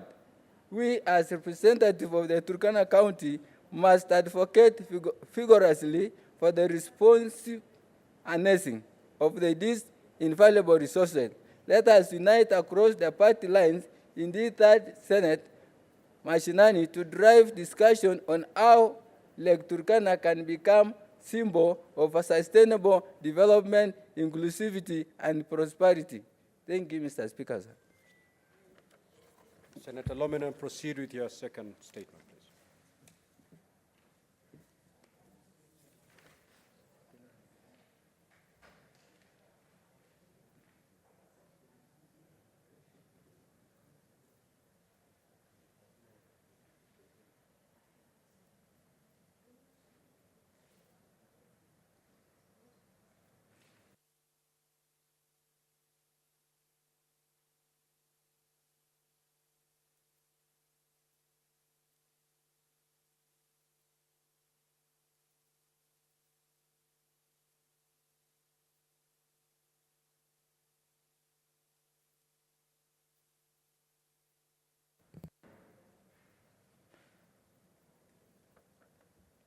Mr. Speaker, sir, I rise pursuant to the Standing Order 52-1 to make a statement on a matter of countrywide and general topical concern, namely the displacement and aggression faced by the Turkana community. Mr. Speaker, sir, as we convene this Senate mashinani, hosted here in the heart of Turkana County, I am compelled to shed light on this matter of grave concern that affects the very core of existence of Turkana people. Mr. Speaker, sir, the Turkana community, which is known for its resilience, vibrant culture, and unique way of life, has inhabited a vast and diverse land space historically. Turkana County, which covers an extensive 77,000 square kilometers, has been the ancestral home of the Turkana people for generations. However, in recent years, they have faced unprecedented challenges that threaten their very existence. Mr. Speaker, sir, the factors behind this displacement aggression are cattle rustling and tribal conflicts with the neighboring pastoral community, which recently escalated to the killing of people in borderline regions. These activities by heavy and armed bandits have inflicted immense suffering to the people and led to the displacement of Turkana community from affected regions. Mr. Speaker, secondly, encroachment by communities from the neighboring countries of Uganda, Southern Sudan, and Ethiopia, as in the case in Nadapal, where there exists conflict with the Toposa tribe of southern Sudan. The Ethiopia and Uganda border regions have also experienced conflict fueled by search for grazing and land and water. Mr. Speaker, sir, it is imperative that we address these issues conclusively, focusing on safeguarding the Turkana community while preserving their land's integrity. I propose the following solution to this problem, Mr. Speaker. 1, promotion of peaceful coexistence with the neighboring communities by establishing and addressing the root causes of conflict through dialogue, peace caravans, and community engagement. 2, collaboration between the relevant authorities in the country and the neighboring countries to secure the border regions and resolve the land disputes diplomatically. Thirdly, Mr. Speaker, proper promotion of sustainable resource management practices to ensure equitable utilization of land, water, and grazing resources while preserving the environment. Fourthly, Mr. Speaker, empowerment of the Turkana community through education and skill development to reduce vulnerability. Mr. Speaker, sir, it is our duty as representatives of the people to protect the interests of all the Kenyans, and in this case, the Turkana community, the unwarranted displacement and urgent need for the limitation of internal borders of the counties of Turkana, Samburu, Baringo, and West Pokot cannot be gainsaid. During this time, I explore all the senators to lend their attention and support advocacy to the critical issue. This well-being and prosperity of the Turkana people depends on our ability to address these matters promptly and decisively. And thank you, Mr. Speaker.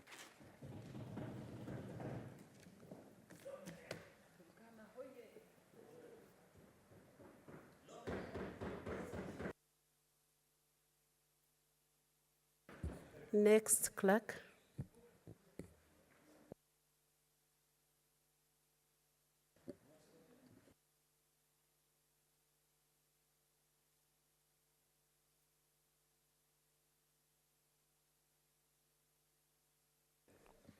We have finished the statements under Order 52.1. We are now going to statements under Standing Order 53.1. Nominated Senator George Mpogwa.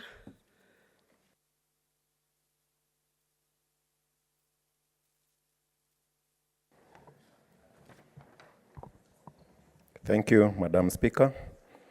I rise pursuant to Standing Order 53.1 to seek a statement from the Standing Committee on Land, Environment and Natural Resources regarding the leasing of idle public land to farmers. In the statement, the committee should, 1, table a list of all underutilized public land with the allocations, the custodian government agencies, and plans to put them to productive use. 2, provide an update on the implementation of the government's plan to commercialize idle public land to address the food deficit and increase agricultural productivity, stating the acreage and location of public land leased out to private investors for crop and livestock farming, the lease period, and the cost of the leases. And 3, report on the economic, social, or environmental benefits derived from the productive utilization of public land, stating measures put in place to monitor and ensure that the leased public land is put to intended use. And 4, appraise the Senate of measures established to ensure transparency, accountability, and fairness in the allocation of idle public land by government agencies, indicating initiatives in place to encourage the participation of the youth and persons living with disabilities in the process. Thank you, Madam Speaker.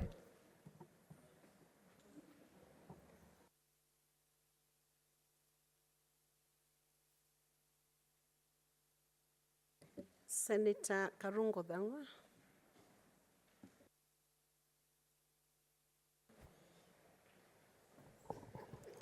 Thank you very much, Madam Speaker. I rise pursuant to Standing Order 53.1 to seek a statement from the Standing Committee on Land, Environment and Natural Resources on the mitigation efforts by the government to control the overflow of Karimeno 2 Dam. 1, the department should spell out plans in place, if any, to mitigate the effects of the anticipated El Nino rains on the residents of Karimeno in Gatondo North, residing in close proximity to Karimeno 2 Dam. 2, state actions taken by the government to achieve a permanent solution for the continuous overflow of the dam, given the persistent destruction it has caused to the residents in the area. 3, state plans by the government to ensure the timely relocation and compensation of the residents of Karimeno whose lands have been submerged due to the rising water levels. And 4, elucidate on the safety measures implemented in the vicinity of the dam, particularly in response to the increased number of fatalities in the area. Thank you, Madam Speaker. Thank you, Senator. Senator William Cheptumo. Thank you, Madam Speaker. Madam Speaker, I rise pursuant to Standing Order 53-1 to seek a statement from the Standing Committee on Land, Environment and Natural Resources regarding the settlement of outstanding compensation claims for deaths and injuries caused by snake bites.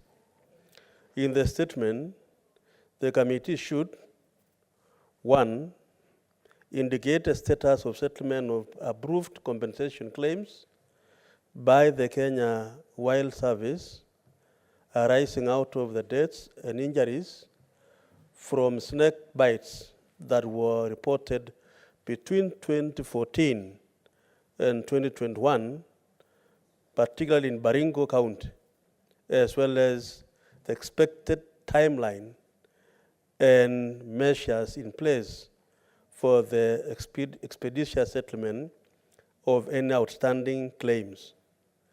2, state plans, if any, by the government to develop antivenom for the treatment of snake bites, highlighting the projected timelines, objectives, and guiding policy. And thirdly, provide details on the procurement and pre-county distribution of antivenom for the provide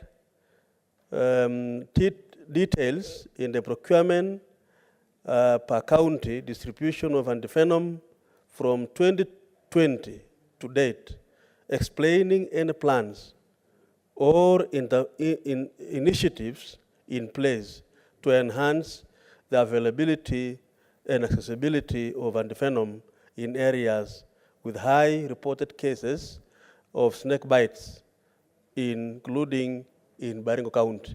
Thank you, Madam Speaker. Thank you, Senator. Senator Mohammed Chute, Marsabit County. Thank you, Madam Speaker. Madam Speaker, I have 3 statements. I'll read 3 of them.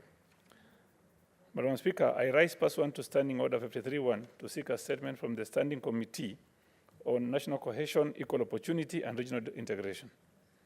In the statement, the committee should, 1, state the mechanism in place to ensure that persons with disabilities, women, and minorities are adequately represented in state agencies, including Kenya National Highway Authority, Kenya Urban Roads Authority, Kenya Rural Roads Authority, Kenya Medical Supplies Agency, Kenya Veterinary Vaccine Production Institute, Kenya Agricultural Livestock Research Organization, Kenya Medical Research Institute, Kenya Ports Authority, Public Service Commission, and Kenya Maritime Authority, tabling evidence detailing the recruitment practices and quotas if any, for these particular groups, and 2, provide evidence that the above-mentioned state agencies are ensuring that there is exclusivity and equal representation in their recruitment,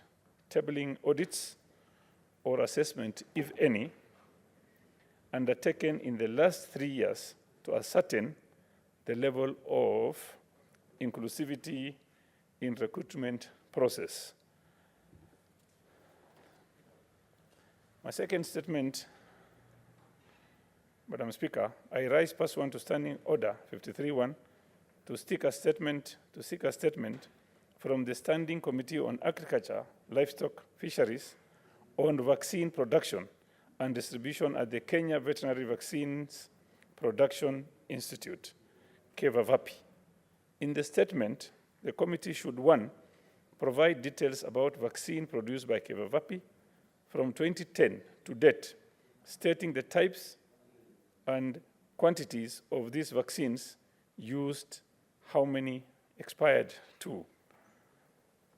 Number 2, indicate where and when these vaccines were administered and report the number of beneficiaries categorized by their geographical locations. And finally, state the percentage of raw materials locally sourced and those imported in vaccine production. Madam Speaker, the third one, I rise pursuant to Standing Order 53-1 to seek a statement from the Standing Committee on Education regarding the status of construction of technical and vocational education and training institutions.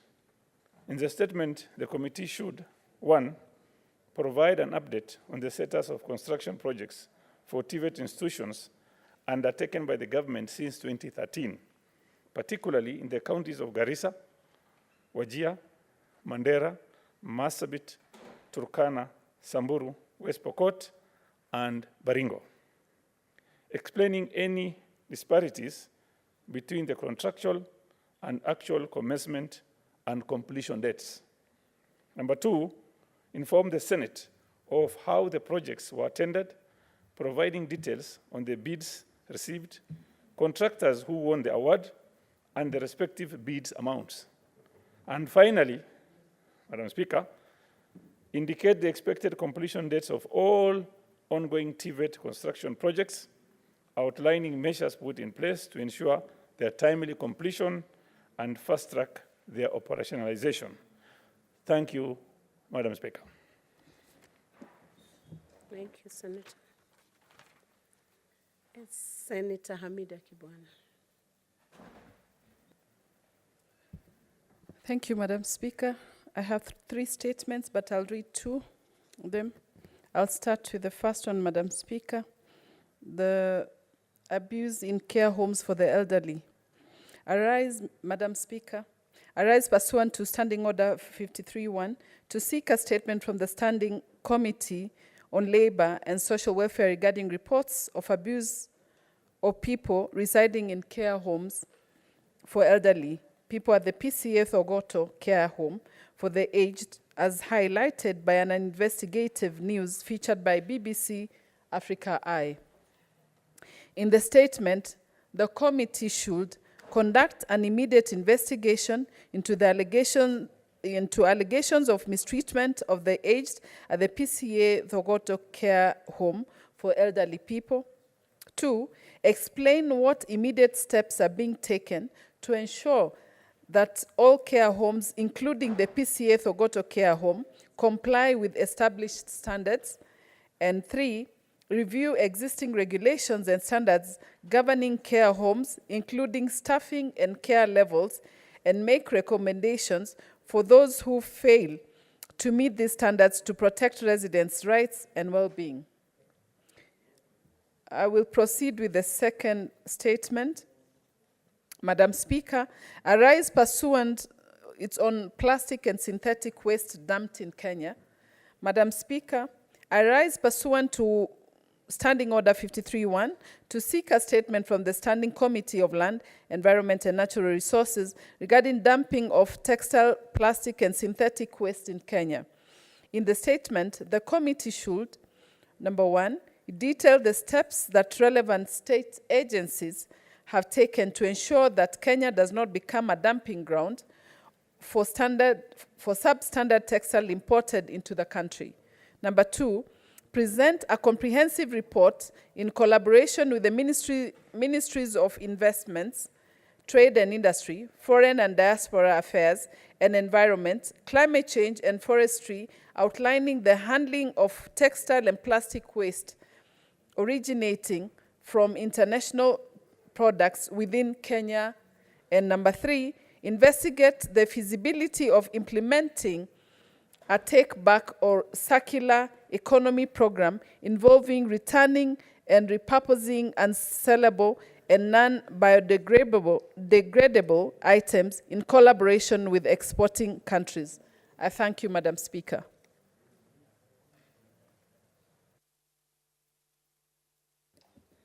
Senator Samson Cherarike.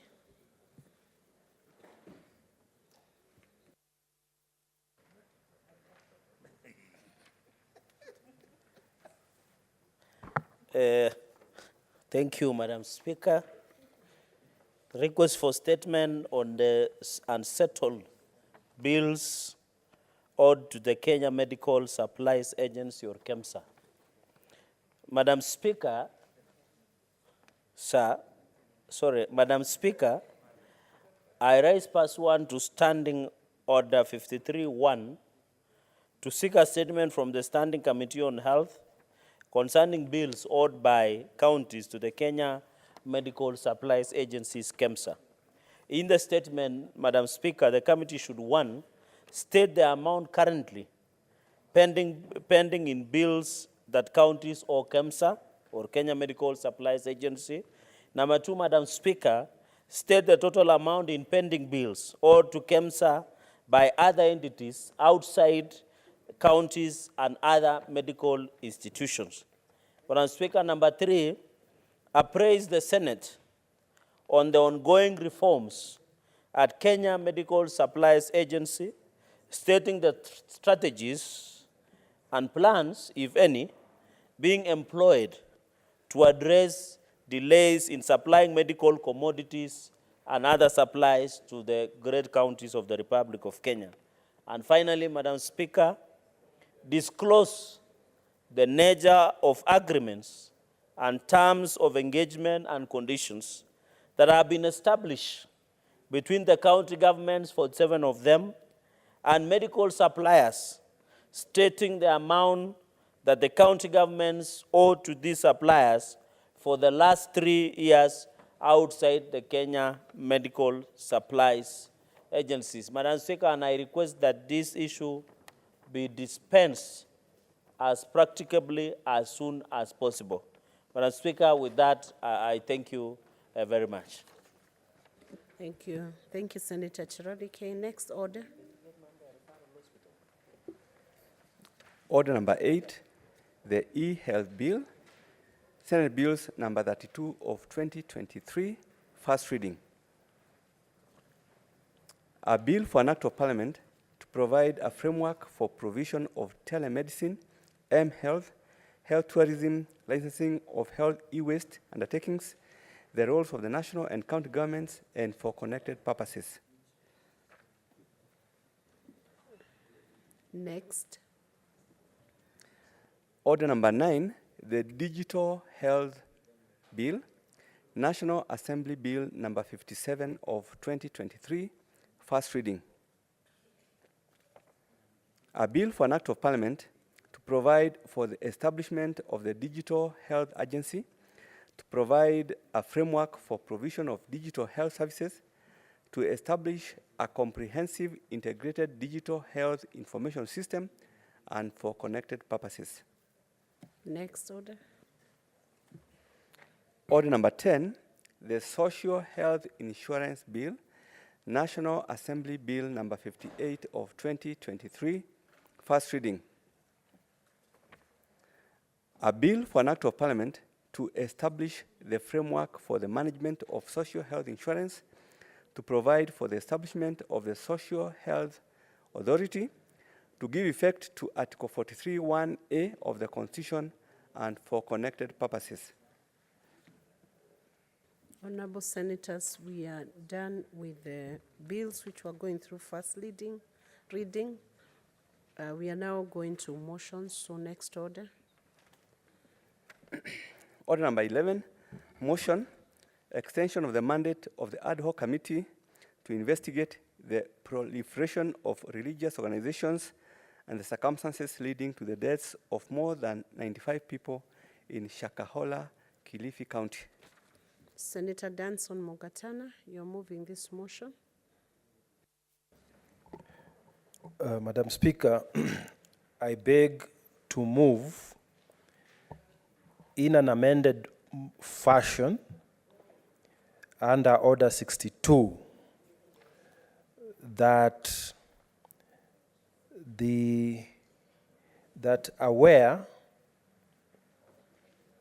that at the sitting of the Senate held on the Thursday, 27th April 2023, the Senate by resolution established an ad hoc committee to investigate the proliferation of religious organizations and the circumstances leading to the deaths of more than 95 people in Shakahola, Kilifi County.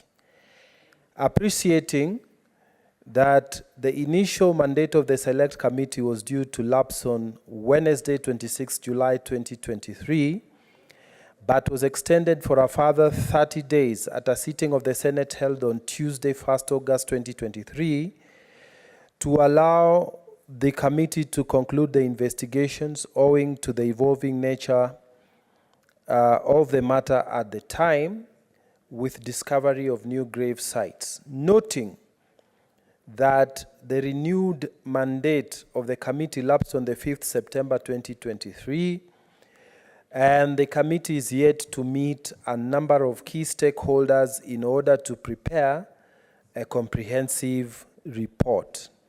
Now, therefore, the Senate resolves to renew the mandate of the ad hoc committee by a further period not exceeding 7 days from the 5th October 2023, and to table its final report in the Senate on or before the 11th October 2023. Madam Speaker, I beg to move that the last paragraph simply says that the Senate resolves to renew the mandate of the ad hoc committee by a further period not exceeding 14 days from the 5th October 2023. Madam Speaker, this is a motion that was agreed by the entire committee, and the reason for it was very simple. Madam Speaker, the committee was the opinion that there are some extremely important. What is your point of order, Honorable Senator? Thank you, Madam Speaker. Madam Speaker, Senator Mugatana is one of the ranking members in this House, and he's moving a motion which is different from the motion that we have on the order paper. Madam Speaker, could we be guided why the motion reads 7 days and is moving a motion that reads 14 days? Thank you, Madam Speaker. Obviously, Senator Danson. my friend and colleague wasn't listening, because if you are listening, you would hear that I moved under Standing Order 63 in an amended fashion. And I had sought the indulgence of the Speaker. This motion was meant to be moved in Turkana. We agreed it's 14 days for practical reason. Madam Speaker, we must... Senator, it is Standing Order 62. You 62. may wish to be guided. Yes, thank you. Madam Speaker, we have to serve the witnesses and give them clear 7 days. Now, if we give only 7 days from today, it will mean these summons will be typed today, go for approval tomorrow. Those are 2 days gone. Then the sergeant attempts to serve on the 3rd day. Those are 3 days gone. And when you serve the witness and you give them less than 7 days, the witness may choose to ignore those summonses. So, Madam Speaker, just for practical legal reasons and standing advised by the legal people in this Senate, we are asking for 14 days so that we can be able to get the summonses out, give the sergeant at arms enough time to serve the summonses, 7 clear days, and then we can have a sitting to conclude this committee. So, Madam Speaker, I've explained those. The main reason is that we need to conclude this report, and we are just about to conclude this report, except that the committee was of the view that we need to meet at least 3-4 witnesses whom we have directed summons to be served upon them. So, Madam Speaker, I beg to move, and I ask the Honorable Senator David Wakoli to second the motion. I thank you. Asante sana. Senator Wakoli. Asante sana Speaker, kwa nafasi hii ningependa kusema kwamba kamiti ya Shakahola tulijadili kwa mapana na marefu, na kwamba wahusika wakuu katika mchakato wa kupambanua na kupata ukweli wa mambo yanayoendelea kule Shakahola hawakupewa nafasi mwafaka ya kuja kujieleza, na ili kuhakikisha kwamba ripoti tunayoleta katika jumba la Senate ni ripoti kamilifu. Mheshimiwa Spika, unafahamu kwamba matokeo ya tume hii ama komiti hii itaweza kupeana mwelekeo mkubwa katika masuala ya dini na itikadi za kidini katika nchi ya Kenya, na kwamba yote ambayo tutaleta katika jumba la Senate itakuwa kumbukumbu ya kazi ambayo maseneta walipewa kuhakikisha kwamba mambo ya kiroho, mambo ya kidini na mambo ya ujenzi wa taifa yanaweza kudhibitiwa katika muktadha wa maendeleo. Sasa sisi kama komiti tuliomba kwamba tupewe muda mwafaka ili wahusika hawa waje wajieleze, alafu tutamatishe na tulete ripoti katika jumba la Senate ili serikali iweze kutekeleza yale ambayo mapendekezo ambayo tutakuwa tumeleta. Sasa kwa hayo ningependa kuunga mkono yale ambayo mwenyekiti wa komiti amesema, ili tuweze kupewa nafasi tukamilishe yale ambayo tulipewa kufanya. Asante sana Mheshimiwa Spika. Ninaunga mkono yote ambayo mwenyekiti nami mwenyewe Senator wa kaunti ya Bungoma nimesema. Asante sana. Honorable Senators, I do propose the question that aware that at the sitting of the Senate held on Thursday, 27th April 2023, the Senate by resolution established an ad hoc committee to investigate the proliferation of religious organizations and the circumstances leading to the death of more than 95 people in Shakahola, Kilifi County, appreciating that the initial mandate of the select committee was due to lapse on Wednesday, 26 July 2023, but was extended for a further 30 days at a sitting of the Senate held on Tuesday, 1st August 2023, to allow the committee to conclude the investigations owing to the evolving nature of the matter at the time, with discovery of new grave sites, noting that the renewed mandate of the committee lapsed on 5th September 2023, and the committee is yet to meet a number of key stakeholders in order to prepare a comprehensive report. Now, therefore, the Senate resolves to renew the mandate of the ad hoc committee by a further period not exceeding 14 days from 5th October 2023, and to table its final report in the Senate on or before 19th October 2023.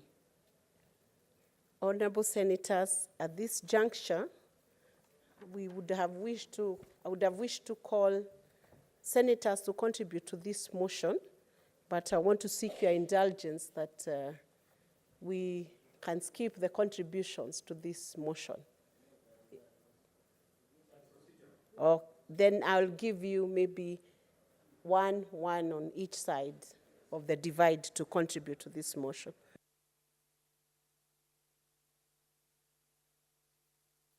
Senator Madzayo. Senator Boni Halwale, you could start. Thank you, Madam Speaker. Madam Speaker, the House will recall that we were part of the team that envisaged the creation of this ad hoc committee, and therefore it gives me a lot of pleasure to see that this committee was indeed necessary. Now that the committee is coming at the tail end of its good work, and knowing that the problem which was sitting at 97 bodies at that time has now grown to over 400 people, 400 bodies, all the more reason why we should allow these 2 weeks for the committee to have a comprehensive report, I support. Senator Manzai. Asante Bispika. Bispika, kwanza ningependa kusema kamati ile tulioiweka kuangalia ama kuchunguza hali ya maafa yaliyotokea na miili kupatikana kifukuliwa ambayo imefika karibu 95 na zaidi, manake mpaka sasa imefika inaenda karibu 500, lakini tukizingatia kwamba watu walipoteza maisha yao, na ingekuwa vyema tupate ripoti ya kisawasawa. Ripoti hii ya kisawasawa inaweza pengine ikapatikana kwa vile ambavyo wale wanakamati wanajisikia wanaweza kumaliza shughuli hii. Ikiwa wameomba muda kidogo ambao wana haja uongezwe ili waweze kukamilisha na kuambia Wakenya ni nini yaliyojiri kulinganisha na ule uchunguzi waliofanya, basi nafikiria hilo litakuwa ni jambo zuri. Sisi tu kama mimi kama seneta wa Kilifi, nataka kusema kwamba ni jambo la kusikitisha kwamba sisi tunapata vifo kama hivi. Hivi sasa watu wa Kilifi wanahisia, wanasikitika, wako na majonzi kwa sababu ni katika ardhi zao ambapo kila siku uchao watu wanafukua miili wakipata wale watu ambao wafariki. Hata ikiwa hawatuhusu, hata ikiwa hatuhusiani kidamu, lakini wao ni Wakenya kama sisi tulivyo Wakenya. Ni jambo la kusikitisha kama familia wamepoteza jamii zao.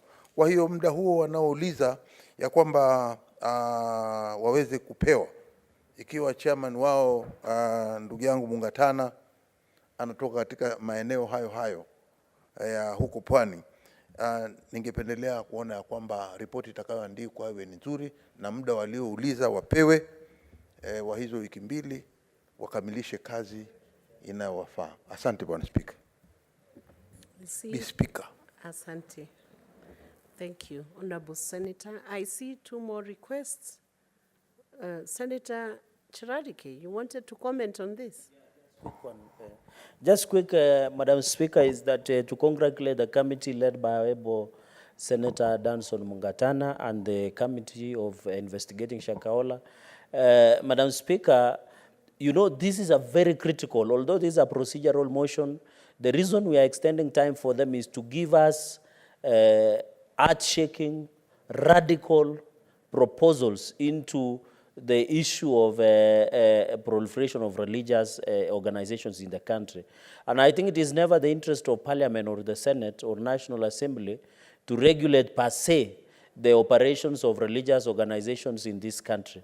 Madam Speaker, I want to challenge the committee, take time. Let us have policy, legislative intervention, so that in future, Madam Speaker, we don't have individuals who take advantage of religion. Madam Speaker, we don't want to fall to the trap of Karl Marx, that they say religion is the opium of the masses, Madam Speaker. We want them to give us policy, legislative, and even constitutional amendments, Madam Speaker, to ensure that they deliver on their mandate. So, Madam Speaker, I hope in the next days that they have requested, they should be able to table back their report, Madam Speaker. This is a procedural motion. Well, they'll table their report back to the House, Madam Speaker. We'll have opportunity on discussing and debating the report, Madam Speaker, but wish them well. I want to finally thank your office, Madam Speaker, for your magnanimity in facilitating this ad hoc committee. I know there are many austerity measures within your office, but out of your magnanimity, you have ensured that this ad hoc committee functions, and therefore we still appeal for your facilitation, your support through your office and the Secretariat. We are proud. I want to say we are proud of our Secretariat, Madam Speaker. They are doing a commendable, world-class job in all aspects on the committees of this House, including the Shakahola. So let's say, I hope this will put an end to the Shakahola issues once and for all. It is not the interest of Kenyans to see such issues happening again in the future. Madam Speaker, I support. Thank you, Senator. Senator Wakili Sigei will be the last one to contribute on this.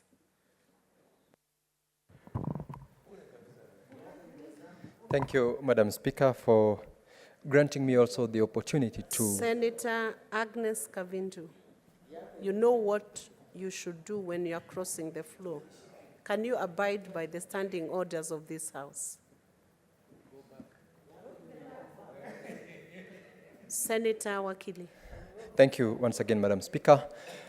What the Honorable Senator Tana is asking this House to do is to give them an additional 14 days within which to complete and give us a report on the Shakahola stories. We all watched, we read, and we will need to get a comprehensive report from the information they will have collected from the public, from those who have been involved, from victims, or from any other interested party. And they're asking for that which is not too much to ask for. 14 days is reasonable time for them to be able to conclude the process of getting this House and Kenyans at large a report as regards the happenings in the Shakahola in Kilifi County. Indeed, Madam Speaker, it is going to be something that will affect not only the victims or those who are affected or their families, but the country at large,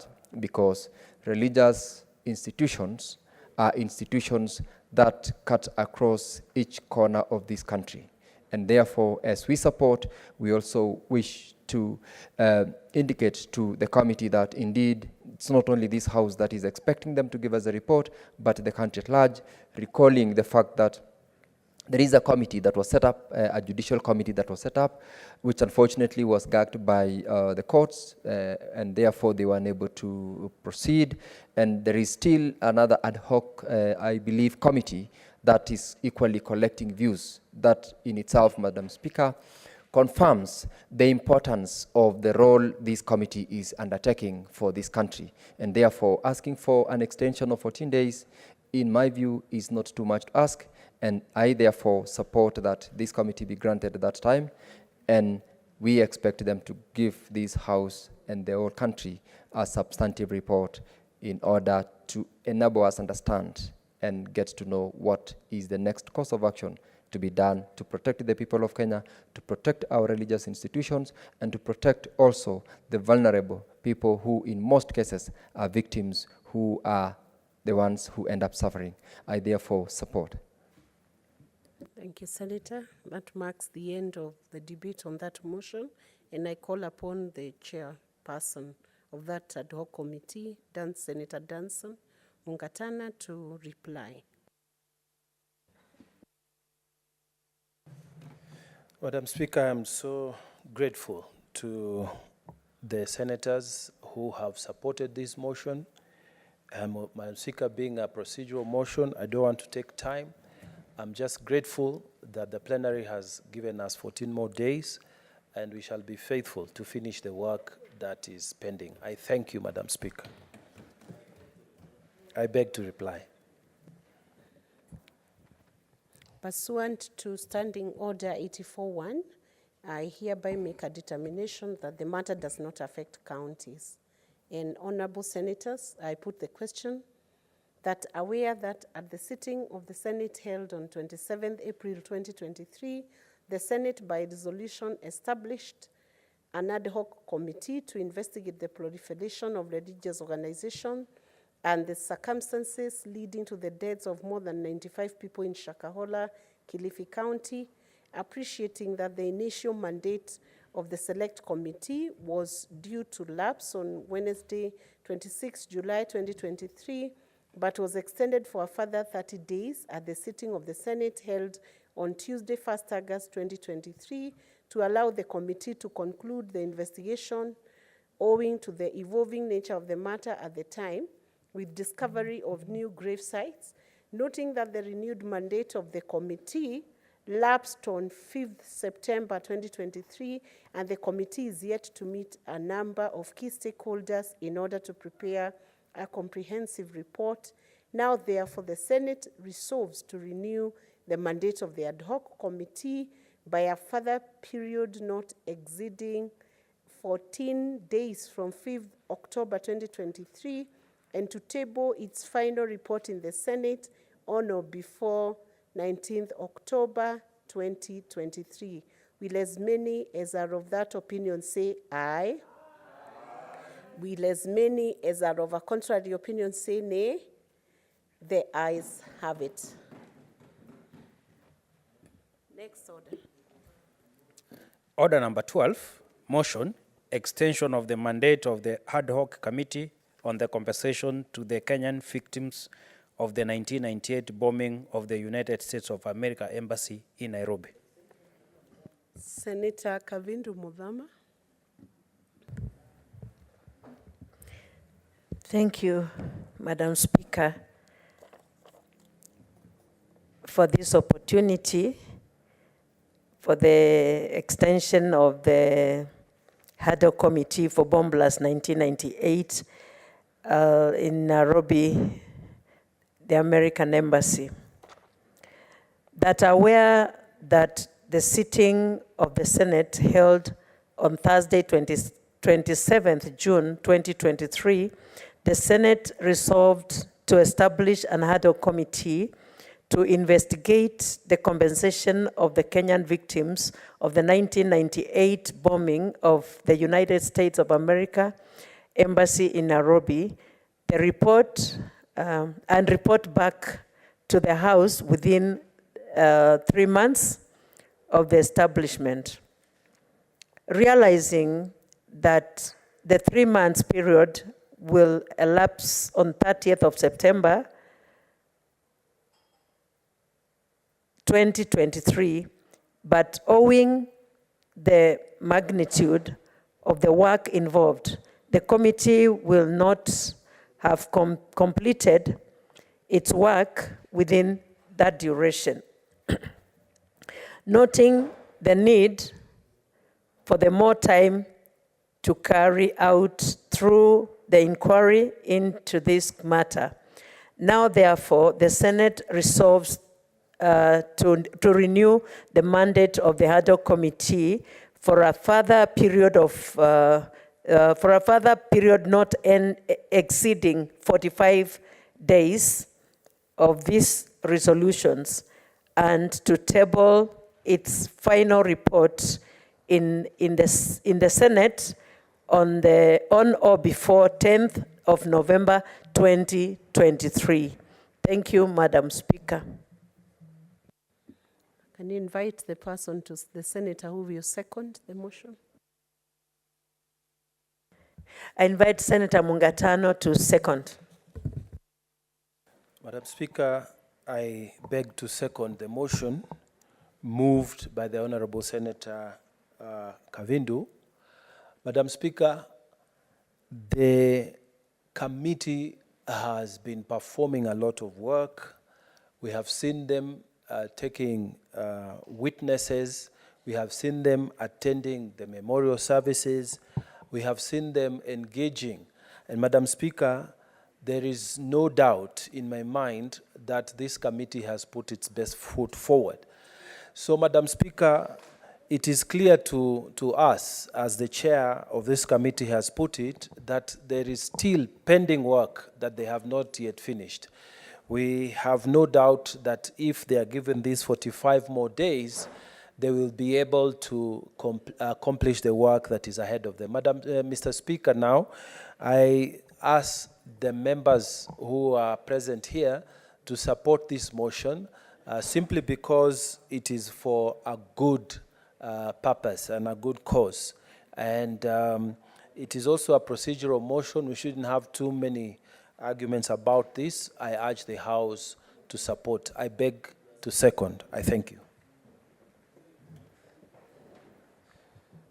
Honorable Senators, now I propose the question that aware that at the sitting of the Senate held on Thursday, 27th June 2023, the Senate resolved to establish an ad hoc committee to investigate the compensation to the Kenyan victims of the 1998 bombing of the United States of America Embassy in Nairobi and report back to the House within 3 months of its establishment, realizing that the 3-month period lapsed on 30th September 2023, but owing to the magnitude of the work involved, the committee will not have completed its work within this duration, noting the need for more time to carry out a thorough inquiry into this matter. Now, therefore, the Senate resolves to renew the mandate of the ad hoc committee for a further period not exceeding 45 days of this resolution and to table its final report in the Senate on or before the 10th of November 2023. Honorable Senators, I see there are requests to contribute to this motion, and I'll call upon Senator Samson Cherargei. Thank you, Mr. Speaker. Sir, I think mine is just to laud the committee they have been doing. I think this extension of time, Mr. Speaker, sorry, is well within the law, because we want them, as I said earlier on, we want this committee to come up with legislative policy interventions that, Mr. Speaker, if such events, God forbid, happens in this republic, we should have a legislative intervention on how we can do such or handle such matters. Mr. Speaker, it's sad that years from 98 up to now, many Kenyans who are victims of bomb blast 98 here in Nairobi, in U.S. Embassy, has yet to be compensated. Even in Nandi, Mr. Speaker, we also have victims of the same. I want to appeal, and if this to enrich, I want to call upon the committee, Mr. Speaker, sir, to continue listening to many stakeholders, so that by the time they write their report, Mr. Speaker, they are able to give us the true picture, legislative and policy. Mr. Speaker, also I expect them to visit, and I saw in their timetable to visit the United States of America and also meet the United States of America Senate, and have comparison, because apparently the comparative analysis between the U.S. Senate and us is almost similar. I wish the team, the committee very well. I know they are people of eminent personalities. We expect this extension, and by the time they table report, we'll be excited to look into the contents. And Mr. Speaker, I believe we shall be able to adopt in the House. I think what is important, and the joy of every Kenyan, Mr. Speaker, sir, is the day their justice is served through not only compensation but apology from the American government to the victims. Mr. Speaker, with those very many remarks, I beg to support and wish the committee well under the stewardship of the Senator of Machakos, Kava Mama, Senator Agnes Kavindu, and the team all the best. Thank you, Mr. Speaker, sir. Senator Cheptumo. Thank you, Mr. Speaker. I will be brief. I am a member of this committee, Mr. Speaker, and I arise to support this motion to extend the time for another 45 days. Mr. Speaker, under the leadership of our chair, Senator Mudhama, we've gathered a number of stakeholders. We've been able to meet the victims of this bomb blast. We were able to meet various stakeholders, Mr. Speaker, the Ministry of Health, that is, we saw the CS and the team, Ministry of Foreign Affairs, and many other departments, Mr. Speaker.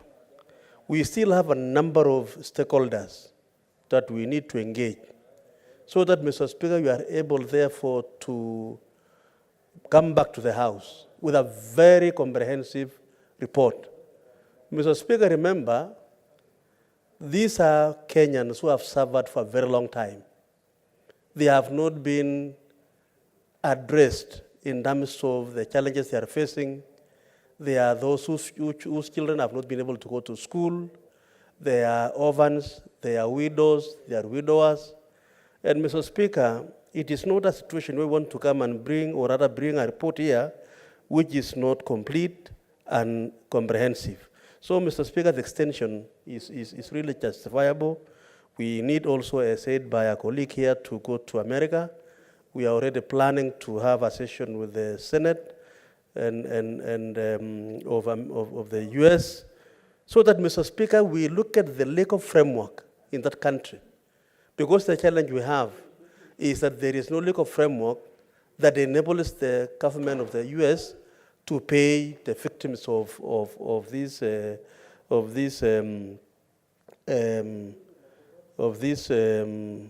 bomb blasts.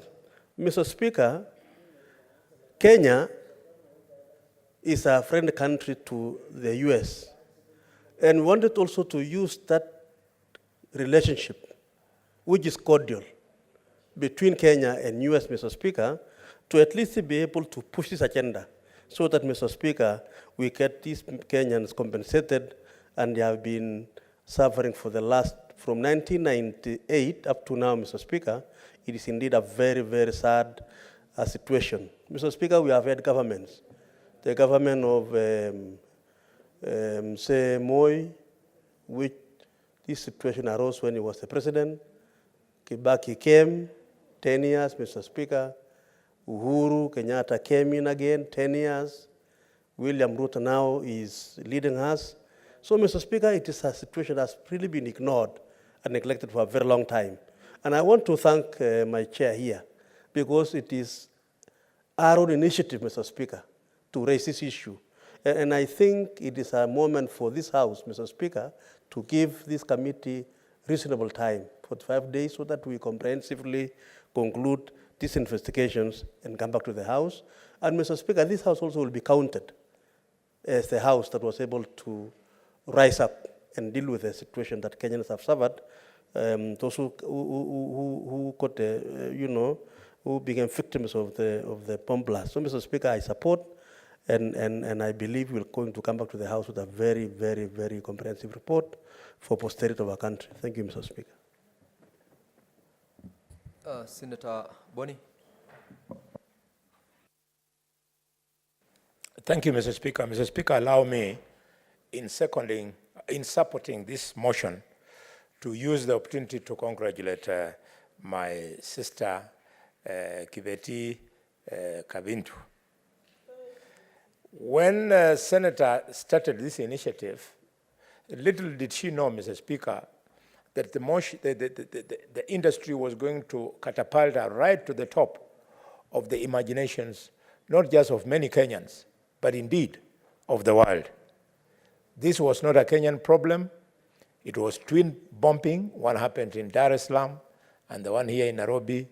And the rest of the world was rocked by this kind of unreasonableness of people who had lost their minds. I therefore want to agree with those who have spoken before me that the time they're not asking for is not time to waste time, but it is time for them to put the house in order.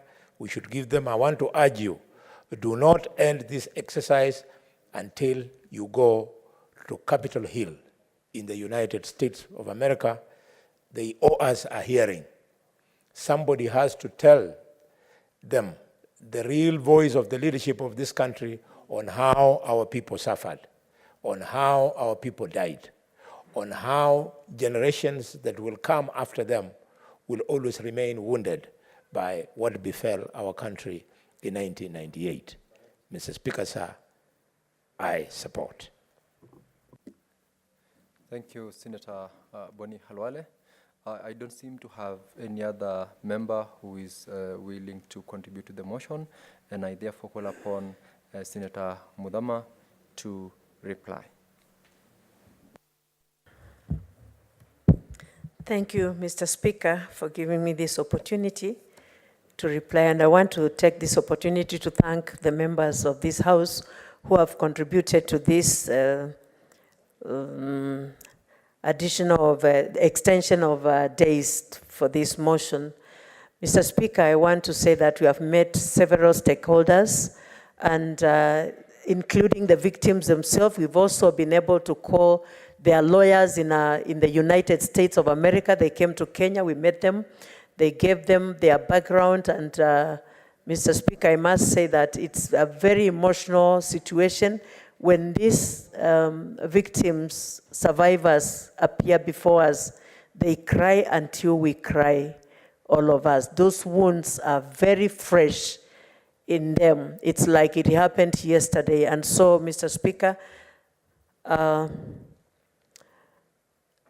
want to thank this House, the Liaison Committee also, for the extension, and the Business SBC for granting us this 45 days. I want to assure this House, as I said right from the beginning, we will not leave any stone unturned until we see the compensation of our people.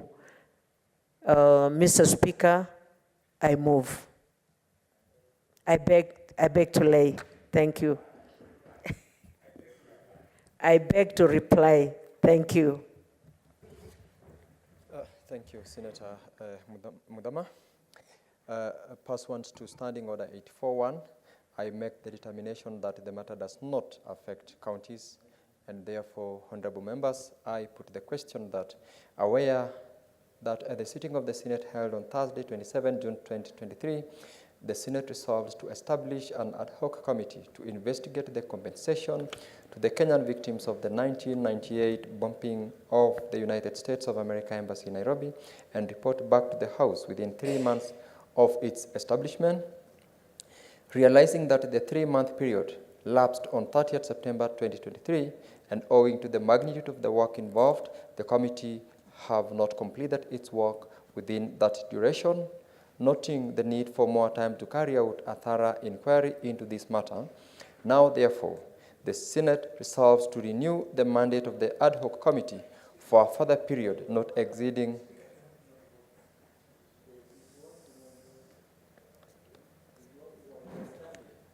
for a further period for not exceeding 45 days of its resolution, and to table its final report in the Senate on or before 10th November 2023. Honorable members, will as many as are of that opinion say aye? Aye. Will as many as are of a contrary opinion say nay? The ayes have it. We may now call the next order.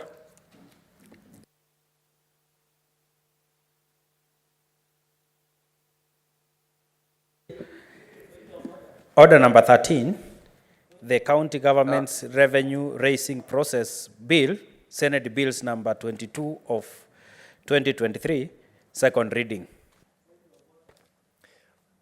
What's your point of order, Senator Cherge?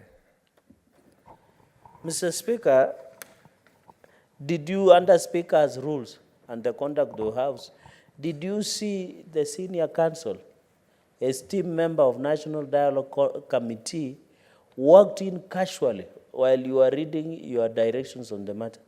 Mr. Speaker, can you direct the distinguished member of National Dialogue Committee and the Senator of Nyamira to go back and obey, and he should have frozen? I expected a lot from him, Mr. Speaker, because he's a ranking member, to have frozen when he realized that you are on your feet. Mr. Speaker, can you call him out of order? Well, Senator Cherge, I did, of course, indeed notice, and I want to give Senior Counsel Okongo Morgan an opportunity to. Mr. Speaker, sir, I first want to profusely apologize to you and to the House. I've had a very, very long day. I've been at the National Dialogue since morning at 9, not had tea, not lunch. So at my age, my sugar is really down. So when I walked in, I didn't notice. I think I'm also getting bad eyesight. I didn't notice that you're on the chair. I think you can confirm, Chair, you are before us at lunch hour. So I apologize to the chair. It was not deliberate, it was not intentional, and I tender my unreserved apology. This is the first time our standing orders have escaped me, and I want to thank my colleague for pointing that out to me. I apologize, and I assure Chair, Mr. Speaker, sir, this will not be repeated. Thank you, Mr. Speaker. Senator Okongo Mogeni, I want to confirm that indeed I appeared before your committee, and it was actually during our lunch hour. We made a commitment before you, especially with regard to time, because we could notice that the sugar levels at that time of the committee members as well as those who were presenting before you was down. I do know very well Senator Okongo Mogeni as a senior counsel. My experience with him for the time I've been in the House has been that of a member without reproach. And I therefore accept your apology without conditions. Apology accepted.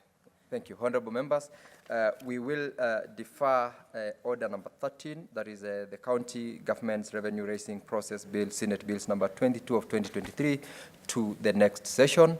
And I call upon the clerk to call the next order. Order number 14, the County Government's Additional Allocations Bill, National Assembly Bills number 23 of 2023, second reading. Senator Boni Halwale.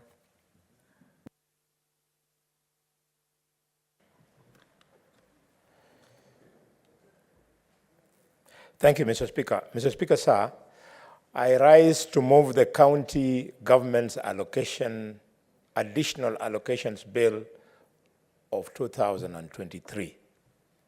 Mr. Speaker, this is a bill which I hope will establish an act of Parliament to provide for the additional allocations to the county governments for the year 2023-24 financial year, and state the responsibilities of the national government and the county governments pursuant to such allocations and to, Mr. Speaker, connected purposes.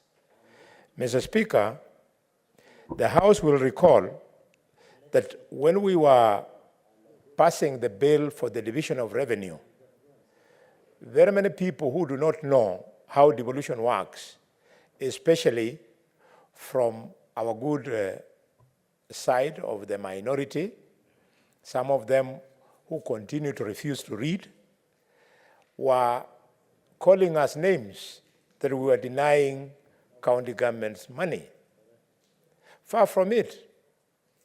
Those who are champions of devolution, and the majority are on the government side, knew that there was no bill in this House for allocating money to counties.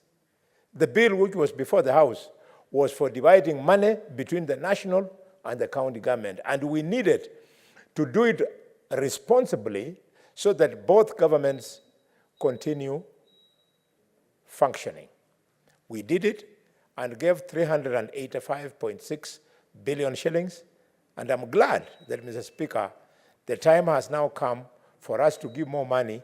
If this bill goes through, Mr. Speaker, the county governments will now enjoy an excess of over 402 billion shillings, Mr. Speaker. I therefore want to request colleagues that we support this bill, and it is important that as we support the bill, we tell members of the public that additional grants shall be agreed upon by the National Assembly and this Senate during the consideration of the budget, what were agreed on during the consideration of budget policy statement. Mr. Speaker, much of these conditional allocations to each county government from the national government share of revenue for the financial year 2023-24 shall be as set out in first schedule, which I'm inviting members to visit and see. And Mr. Speaker, these conditional allocations financed by proceeds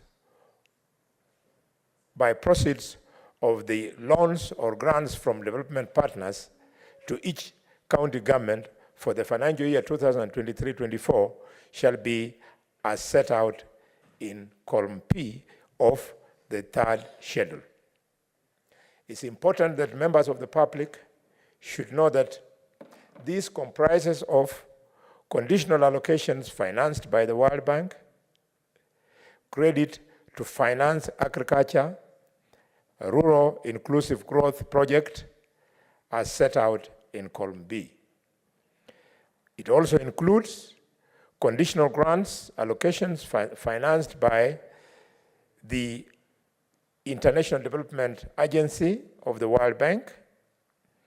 It also includes conditional allocations financed by the World Bank, loan to finance the Kenya Climate Smart Agriculture Project, and further includes conditional allocations from the World Bank, credit to finance water and sanitation program, Mr. Speaker.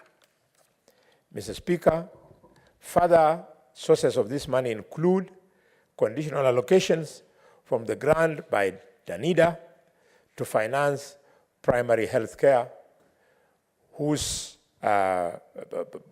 debate is actually ongoing, as we did in Turkana last week, Mr. Speaker. Further funds are coming from conditional allocations financed by the credit from the World Bank to finance locally led climate action program. Mr. Speaker, it also includes conditional allocations financed by a loan from the government of Sweden to finance agriculture sector development support program. And further, by conditional grants financed by both loan and grant from the German Development Bank to finance drought resilience program in northeastern Kenya.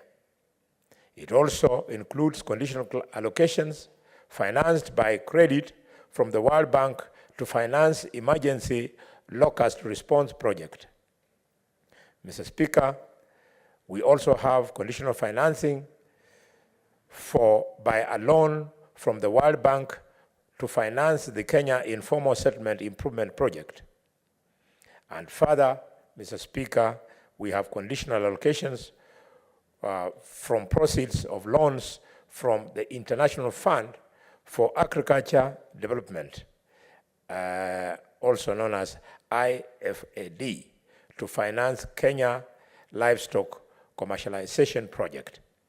And Mr. Speaker, we have conditional allocations from proceeds of the Loan Fund for Agricultural Business Development Project to set out in column M. Mr. Speaker, sir, finally but not least, part of this money is conditional allocations amounting to Kenya shillings 6,168,700,500,000 financed by proceeds from the World Bank loan for the county climate resilience program. Mr. Speaker, having set out where this money is coming from, it's my pleasure, in conclusion, in moving this very important bill to inform members of the public that out of this industry, we are now freeing 15,816,000,000 shillings to empower our county governments.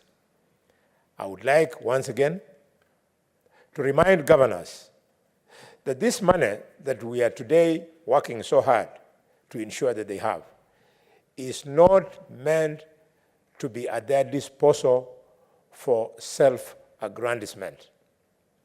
It is supposed to be for development. You have seen, out of these allocations, several programs that are addressing the problems that afflict the semi-arid and arid areas.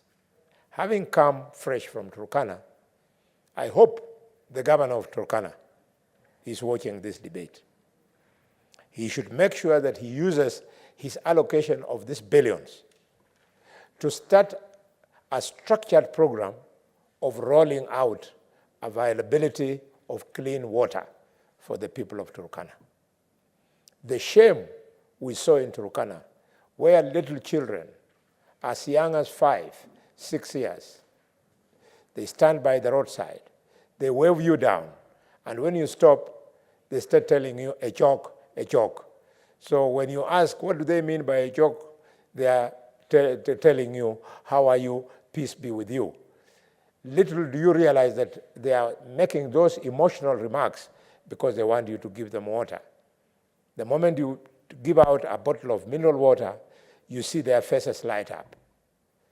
This must stop. Mr. Speaker, this House must refuse. In the last 10 years, when Governor Nonok, my best friend, was the governor of Turkana, this House, through devolved funds, enabled his government to access over 100 billion shillings. 100 billion shillings. And that is 100 billion shillings before you include the additional allocation from all these bodies. This money, our good friend and governor presided over it. And children of the poor in Turkana, children whose parents have no idea that we exist in Nairobi for their own sake. We owe it to them. With our fat English from our big education and our small English from our own commitment to equity, we owe it to them that we call that monster called corruption that is killing the poor in counties to an end. Mr. Speaker, one day, President Ruto has broken the glass ceiling. A chicken seller has become the president of Kenya. We want to see 10 years on how a chicken seller will turn the economy of this country, and we hope and pray that when the chicken seller exits, he'll hand over to a son of a Changa brewer so that we can change this country. Mr. Speaker, with those remarks, you know, there are many. Mungatana is on my right. I see General Gay, son of Mr. Speaker, sir. Yes, hustler. The other one of cattle was slip of the tongue, son of a hustler. Mr. Speaker, I know with these remarks, the distinguished senator of Mandera, immediate former governor of Mandera, a captain, Mr. Speaker, a party leader, Mr. Speaker, the only sitting billionaire who is a senator.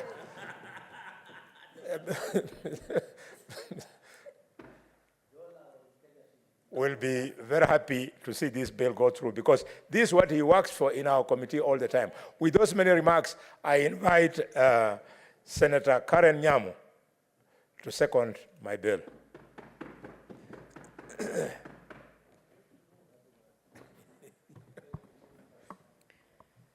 Thank you, Mr. Speaker. Mr. Speaker, this bill...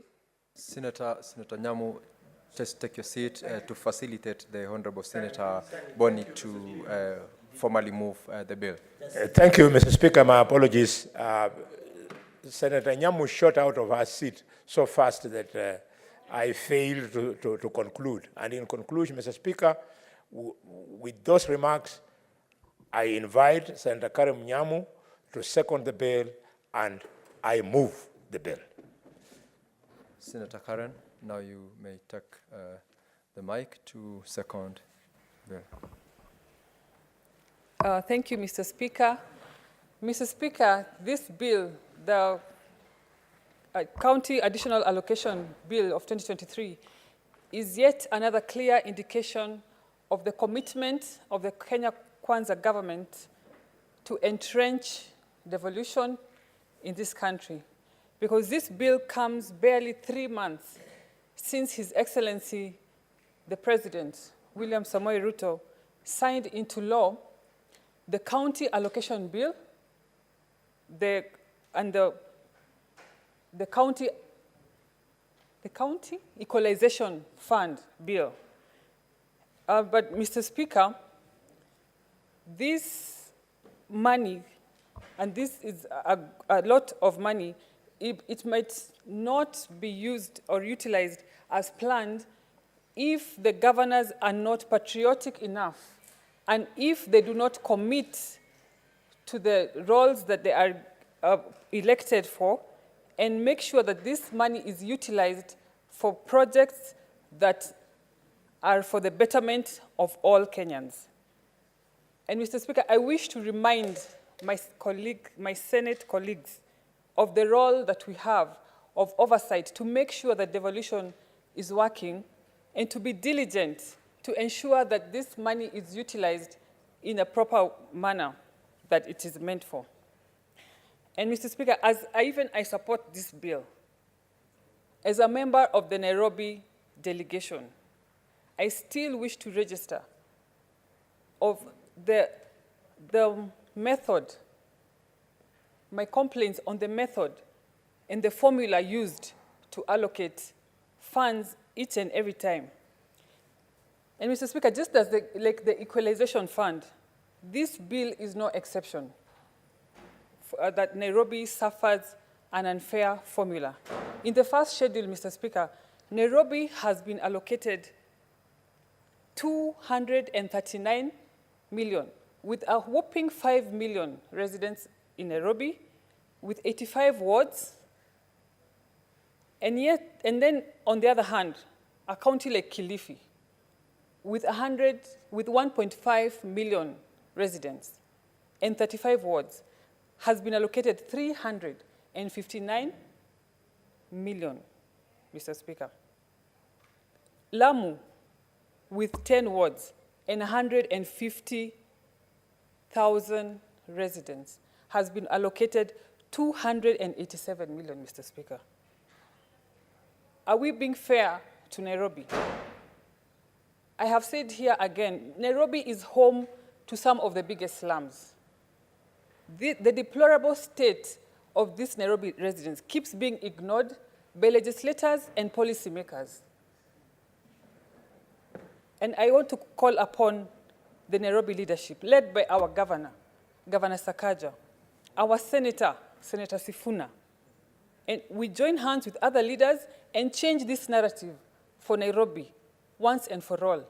Because the assumption that just because Nairobi is a seat of government, or just because it is a capital city, the assumption that Nairobi is rich is wrong, and it is a misrepresentation of our people, because majority of Nairobi is slum dwellers. And just because Nairobi contributes the highest to the GDP does not mean that we ignore the Nairobians who are living beyond the poverty level, Mr. Speaker. And with this many or few remarks, I second.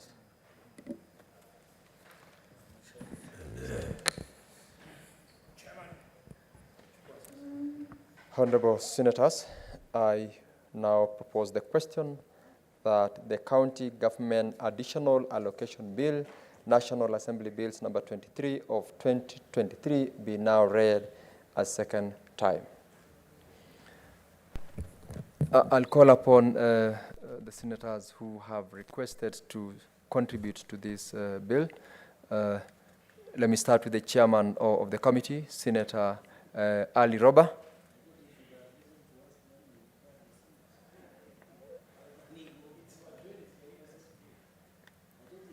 Senator Roba, proceed. Thank you very much, Mr. Speaker. This is the Senator Cherargei, what is your point of order? No, Mr. Speaker, I'm not challenging anything, but you know, we can build traditions. I thought it would have been wise and neat. I'm not saying it is anchored in the law or standing order for the chair, since it is his baby, to listen to contributions of members and maybe put a few things in perspective. I'm not saying it is a must, but requesting the party leader and the chair maybe to hold resources, listen to our thinking, then maybe when he presents it, he can still answer or clarify a few issues. That is my thinking.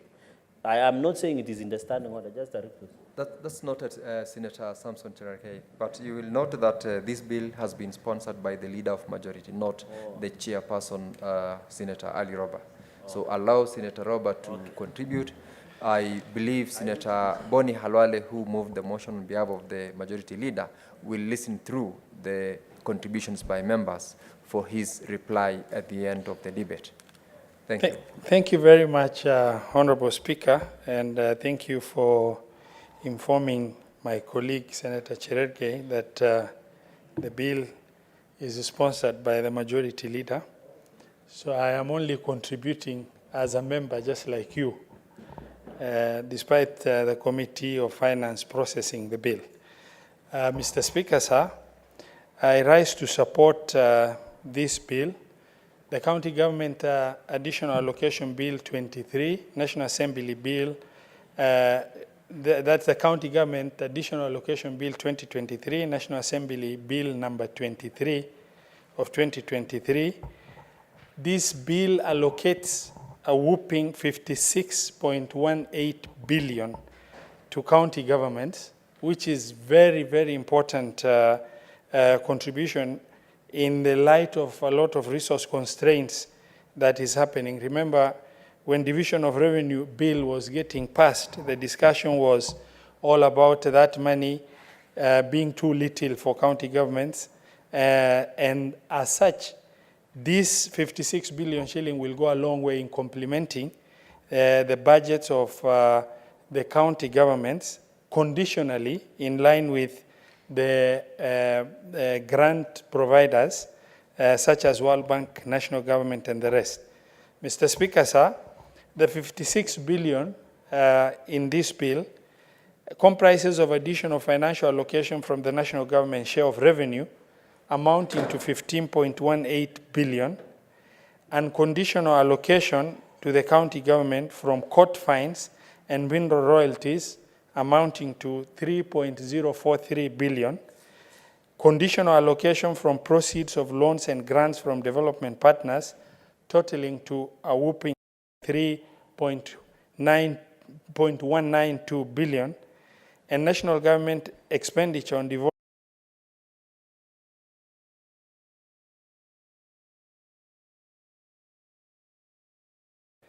Mr. Speaker, sir, the conditional grant also includes the conditional grant for aggregated industrial parks program amounting to 4.5 billion. This program is planned to be undertaken in 18 counties. Initially, it was envisaged and planned for the 47 counties to benefit from this fund at the rate of about 100 million shillings per county.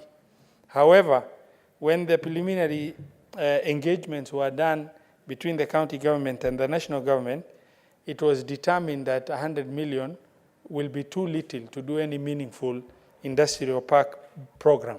And as such, the decision was reviewed to start with the first 18 counties that appeared to be extremely ready to pick up, where instead of 100 million, 250 million was conditioned to be allocated to these 18 counties with a condition that these 18 counties match up the money with the 29 county governments.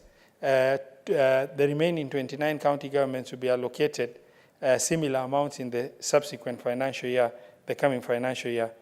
Mr. Speaker, sir, the role of the Senate is a strengthening of devolution, protection of devolution among the legislative representation and oversight role that we undertake. This release of this 56 billion shilling to county government is a very critical function of the Senate. As you already are aware, Mr. Speaker, that the first quarter of the financial year has already lapsed. And further delay in approving this additional allocation is going to really put the utilization of the fund from the donors and the conditions that have been assigned to these funds, and the National Treasury being able to release the funds in time, it's going to make it very difficult for the implementation of the fund, and either lead to lack of release of funds from the National Treasury to the beneficiary county governments, or the funds being released too late for county governments to be able to absorb the funds in line with the conditions that are required. As I would like to urge our colleagues in the Senate to really prioritize the conclusion of this bill as a matter of urgency.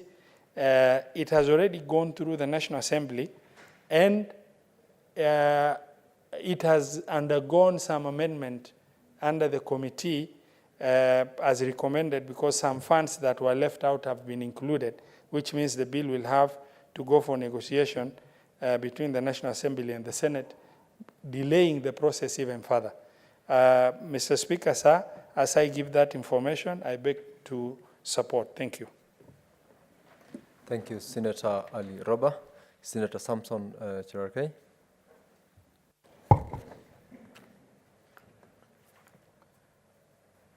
Thank you, Mr. Speaker. Mine is to support this bill, that is the National Assembly Bill number 23 of 2023, the County Government Additional Allocation Bill 2023.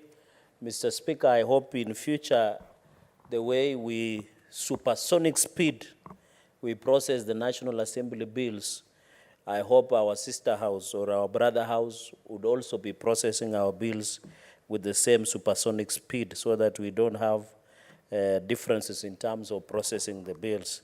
Or, Mr. Speaker, I think I want to thank the committee for coming and looking at the bill. I think these are the issues we have been raising, and many people have been asking what is the role of devolution. Mr. Speaker, I think for me, these are great milestones, because in the past, we had not ring-fenced most of the funds that were going to County Revenue Fund. I'm happy that in line with Article 202, sub-Article 2 of the Constitution of Kenya, it talks that above revenue funds, the county government may give additional allocations from the national government share of the revenue, either conditionally or unconditionally. And Mr. Speaker, I want to say this is very critical.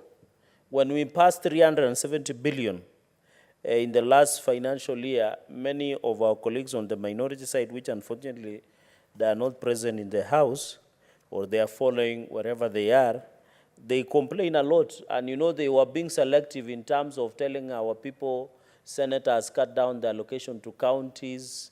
Yet, this is way and above the revenue that we are giving to counties. And from looking at what we have allocated through conditional in the next financial year of 2023-2024, Mr. Speaker, if you look at the first schedule, counties in 2023-2024, for example, counties will get a total of 15.816 billion, which is a lot of money, Mr. Speaker, that will go to counties. This is very important, and I can see my county, Nandi, and I'm happy, and I want to assure the great people of Nandi that I'm taking a whooping above additional of 503,429,010, and I will not entertain any pilferage of this money at that ever cost me, Mr. Speaker. And you know, when I say Nandi is headquarters of corruption, many people doubt it. But I'm happy that investigative agencies have moved with gusto to ensure they ensure financial impropriety does not become order of the day in my county. So 503 million plus through additional funds to Nandi County. Speaker, we hope to see many things that will change, including Narik, Danida, these additional funds, Mr. Speaker, because as we debate, we have obligation to teach our viewers and Kenyans and people where we represent, be it Kakamega County, Mandera, Mr. Speaker, be it Nairobi, and across 47 counties, including your county, Bomet County, that additional allocation funds means additional resources allocated to county government from the national government share of revenue in form of loans and grants from development partners. So when you see Danida, Mr. Speaker, you see NARIC, you see JICA, you see any, even through World Bank, Kenya Support Program in terms of improvement, Mr. Speaker, is what we call additional funds that are being taken as per Article 202, sub-Article 2, which is way and above the normal revenue allocation that we give to counties, Mr. Speaker. Mr. Speaker, this is very important because these 15 billion, and out of 15 billion, 5 or 3 million plus will go to Nandi County. It is important because it will continue to support agriculture, to support medical aspects, to support any other that are given, Mr. Speaker, and I'm happy the presidential climate agenda has been captured very well, Mr. Speaker. You remember less than a month ago, we had what we call African Climate Summit that was world-class, and the president climate agenda is pushing in ensuring that we plant more than 15 billion trees in this republic, Mr. Speaker. Mr. Speaker, and therefore it is very important that counties, and I want to agree with the mover of the motion, that this one does not form basis of stealing or privileging our resources, Mr. Speaker, or stealing from any format, Mr. Speaker. And that is why we want to challenge counties to perform. I think as we have a conversation, we are now doing more than 10 years, Mr. Speaker, since devolution from 2013 to now began. What do we celebrate about, Mr. Speaker? You know, there is a song, reggae, that says, when you look outside the window, do you see anything to smile about? And Mr. Speaker, when you speak about, Mr. Speaker, they say when you look outside the window, do you see anything to smile about, Mr. Speaker? And you had the red who was killed and shot, the reggae burning sphere, and the maestro of reggae, our brother, is it Bob Marley or the South African gentleman, I'm forgetting the name. He said, when Lucky Dube, when you see there is more prisons being built as opposite to the schools, then, Mr. Speaker, there is a problem. And therefore, Mr. Speaker, 10 years down the line, and paraphrase that reggae song, do you see anything to smile in Bomet? Do I see anything to smile in Nandi County? For me, I do not. I see only a few billionaires who have plundered and pilfered the county to the lowest level. When you work, Mr. Speaker, and I see county governments, they were complaining the other day about health being reversed. They are doing nothing. In Nandi County, virtually there is no even Piriton. I know in your region there is a song that has been sung about Piriton, which means something else or something that lulls you into sleeping. Mr. Speaker, you can't get even Panadol, even basic, what we call minor surgeries, the aesthetic, the few things. I know it is similar situation in Kakamega because we have been hearing our majority whip complaining about the medical services. For example, even in Nandi, in June 2023, total 175 million went into recurrent expenditure. This was disbursement from controller of budget, and more than 310 million was given to development. Mr. Speaker, El Nino is beginning across the country. There is no road that is passable today in Nandi as we talk. Feeder roads that are managed by county. And you know, Nandi, Mr. Speaker, we are producing maize. That maize must be brought to Nairobi to ensure cost of living comes down. The president has done well. He has given us fertilizer. He has given us incentives as farmers. But the problem, we cannot get our crop from the farm to the towns to ensure places like Mandera, like other places far-flung who do not have benefit of maize, Mr. Speaker, are able to access because our roads, especially feeder roads that are being managed by county government of Nandi, are not passable. And I saw even a story, I think in one of the NTV, a story was being run that the people around in Nandi, not Nandi, Stindred constituency were complaining that their roads are impassable. Yet they want to access markets, they want to access, take their crop like cane. You know, Mr. Speaker, we are part of nucleus of sugarcane. And I'm happy I've seen the majority leader through the Senate whip, Senator Obone Khalwale, will come with a sugar bill. We are part of that nucleus, Mr. Speaker.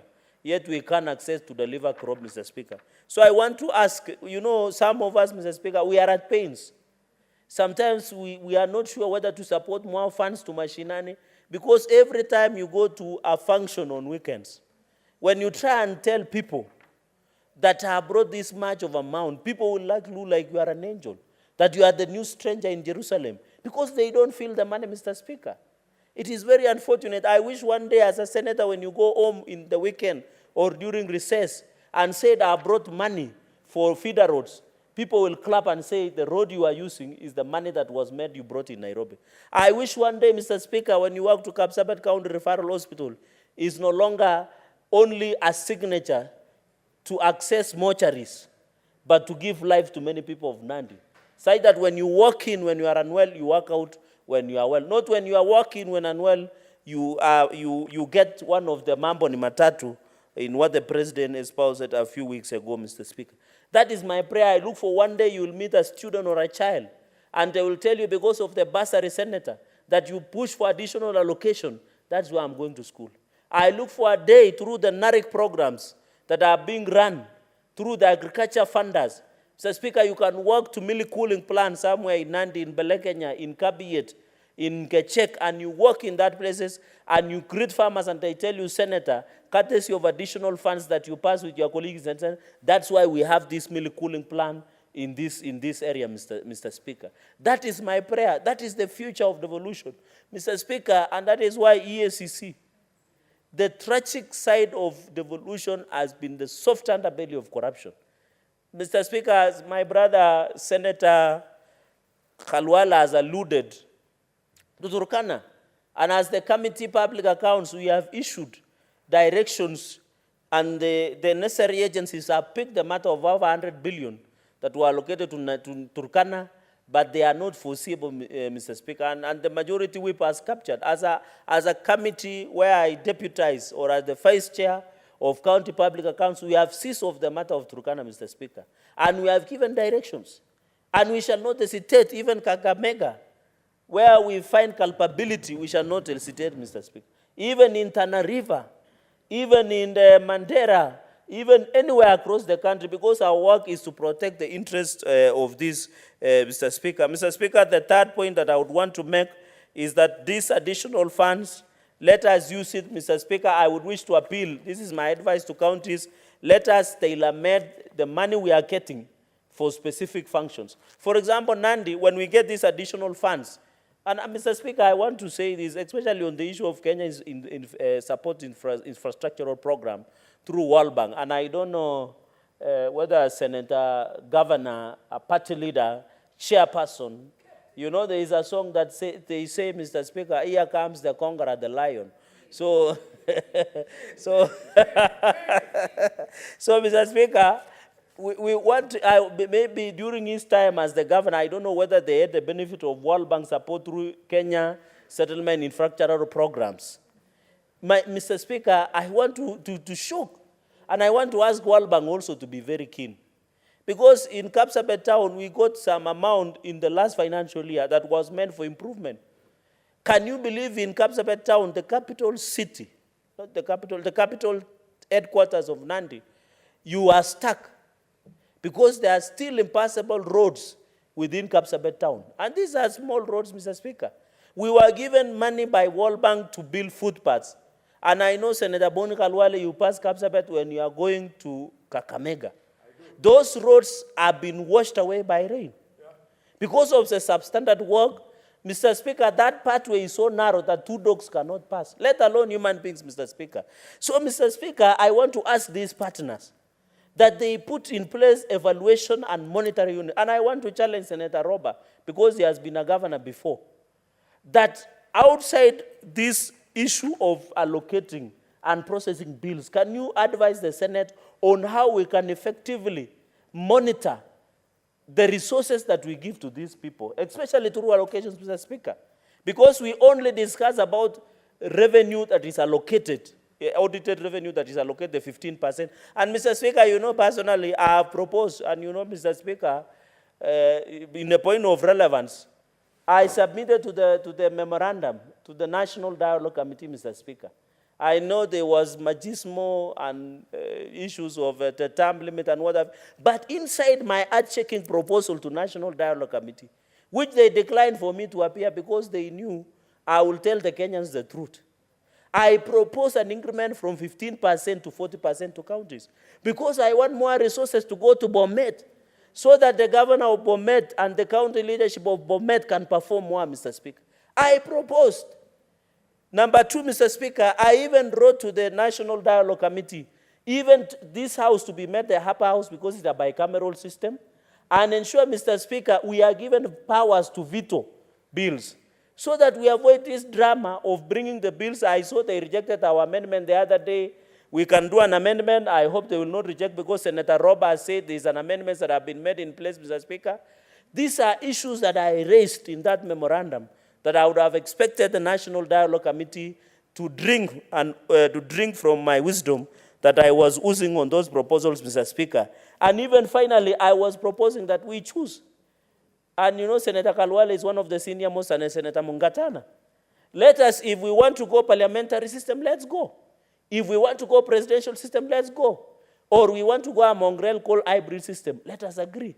And some of the proposals that I were making, Mr. Speaker, was into standard evolution. Leave alone the issue of 7 years.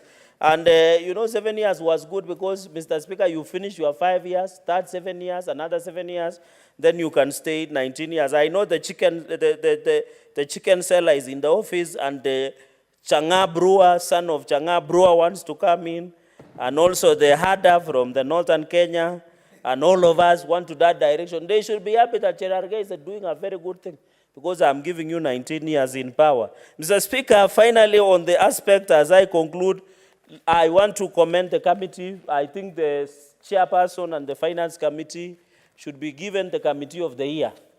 I think there are many, this is a committee that does a lot of work outside the Public Accounts Committee, where I'm the vice chair. So we take number one, then the finance committee takes number two as the committee of the year, Mr. Speaker. Or we go draw or equal, because the process that they are processing is very important, Mr. Speaker. So I want to commend, and I'm happy that Senator Mutinda is here, the vice chair, my brother Senator Kalwale. You can see these are eminent individuals, Mr. Speaker, who have ensured that the processing. So I want to ask also on the amendments that you have proposed through the chair and through the speaker and the majority whip, please follow through. Do not be blackmailed, do not be cowed by National Assembly. I have handled National Assembly in the last session until we brought them to this size, Mr. Speaker. I want to tell them, don't be intimidated. Duale, who is the current CS of Defense, he was the majority leader. He tried to intimidate some of us. We told him the price of intimidation, fear, and blackmail, the price has fallen down. So I want to challenge, let us not fall. If they are ready, Mr. Speaker, we have even taken these matters to court, and courts have pronounced the Senate as a role in budget-making process. It is not only on conditional grants and division of revenue, even the budget-making process, Mr. Speaker. So I want to challenge our committee, be on the lead when you go to mediation. Don't give even an inch. Protect the Senate at all costs. And all of us will stand solidly behind you. With those very many remarks, Mr. Speaker, so that I allow my colleagues to comment, allow me to support, and with the amendments that the committee have proposed, and wish well the committee, Mr. Speaker, I beg to support. Thank you. Senator Cherargei, as you take your seat today, you must have rehearsed a bit about music. I thought I could remind you that Bomet County is the home of music, and therefore among the songs which you made reference to is one from Bomet. You definitely will. Senator Mungatana Danson Boya. Mr. Speaker, I want to thank you for giving me the opportunity to make some comments on the bill. First of all, on the outset, I want to say that I support this bill. And Mr. Speaker, I think we should all support this bill because it speaks to the plans that the national government and the partners that we have for development and the framework for the money to go to our counties as it is proposed in this bill. Mr. Speaker, there are just a few things that maybe the whip, who is the sponsor of this bill, can help us understand. and then I hope Kalwale will not be misled not to listen to what I'm saying, because I needed some answers. Mr. Speaker, I'm not a finance person, but does it make sense, any sense at all, for every county to be disbursed an equal amount of 124,723,403 shillings for leasing of medical equipment as a conditional grant, and then every county again to pay back that money for leasing? I want someone to explain to me why that money is being released to the counties and then it's supposed to pay the single person who is leasing those medical equipments. Why can this money just be paid directly? Why should we have the same amount taken to the county revenue fund for each county, and then at the same time is taken back for paying of the medical lease equipment? And then we need to also question ourselves. We have had a lot of complaints from governors about this leasing of medical equipment. And in fact, a lot of negative pronouncements have been made around the leasing of this medical equipment. I understand as a lawyer that there must have been an agreement signed somewhere. Some of the governors have come out to say that this was coerced, and some of them even had refused to sign, and then later on they signed. I want to know that if indeed there was an existing contract, isn't there an exit clause? Because every good contract drafted by good lawyers, there must be an exit clause. So if this exit clause exists, why can't we exit this process? Because it seems that some counties, their needs were not factored. You know, maybe we need more medical personnel, but we are being forced to lease equipment, and from a certain company. And this was something that we inherited from the previous administration. My own comment is to ask that before we just push money to support a contract that is so unpopular, and a contract that for some counties it was coerced upon them, to relook at this whole mechanism and see whether we can reshape it. If money is coming to Tana River, that 124 million to our hospitals, then it should come to deal with issues that are affecting us, not to leasing equipment that some of which we don't have personnel to operate, and the equipment stays without it being utilized, and we still have to pay for it. Mr. Speaker, I think this is something that I'd like the majority to explain. Mr. Speaker, the aggregated industrial park, every county has been given 250 million, but not all counties. The counties that have started, that is the 4.5 billion in total, have been allocated. Mr. Speaker, I see from the first schedule that not all counties were given this money.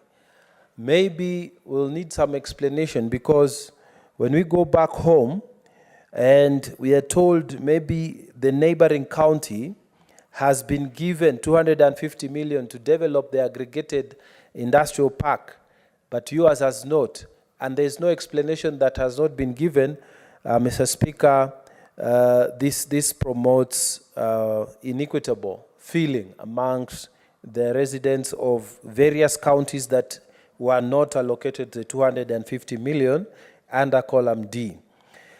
Mr. Speaker, there is the conditional grant for provision of fertilizer subsidy program. I would be very interested in the mover of this motion, the sponsor of this motion, to explain why a county like Tana River, 35 square kilometers, Mr. Speaker, and receives or is allocated 15 million or thereabouts, and a county like Nairobi, which is pretty small, is allocated 14 million. I fail to understand. The reason being that, Mr. Speaker, this fertilizer subsidy program, when the fertilizers are brought to the county headquarters, the arrangements for transporting this fertilizer to the point where they are consumed by the registered farmers is not there. Mr. Speaker, when you look at it, it will then mean that you are equating the transportation costs of Tana River to Nairobi. Because if we're getting about 15 million and you're seeing Nairobi getting 14 million under the fertilizer subsidy program, it doesn't make sense. And so, Mr. Speaker, I think when we are moving these bills, we need proper explanations. Yes, we want the money, but let the logical explanations run so that we can understand what these bills are all about. Mr. Speaker, when you look at court fines,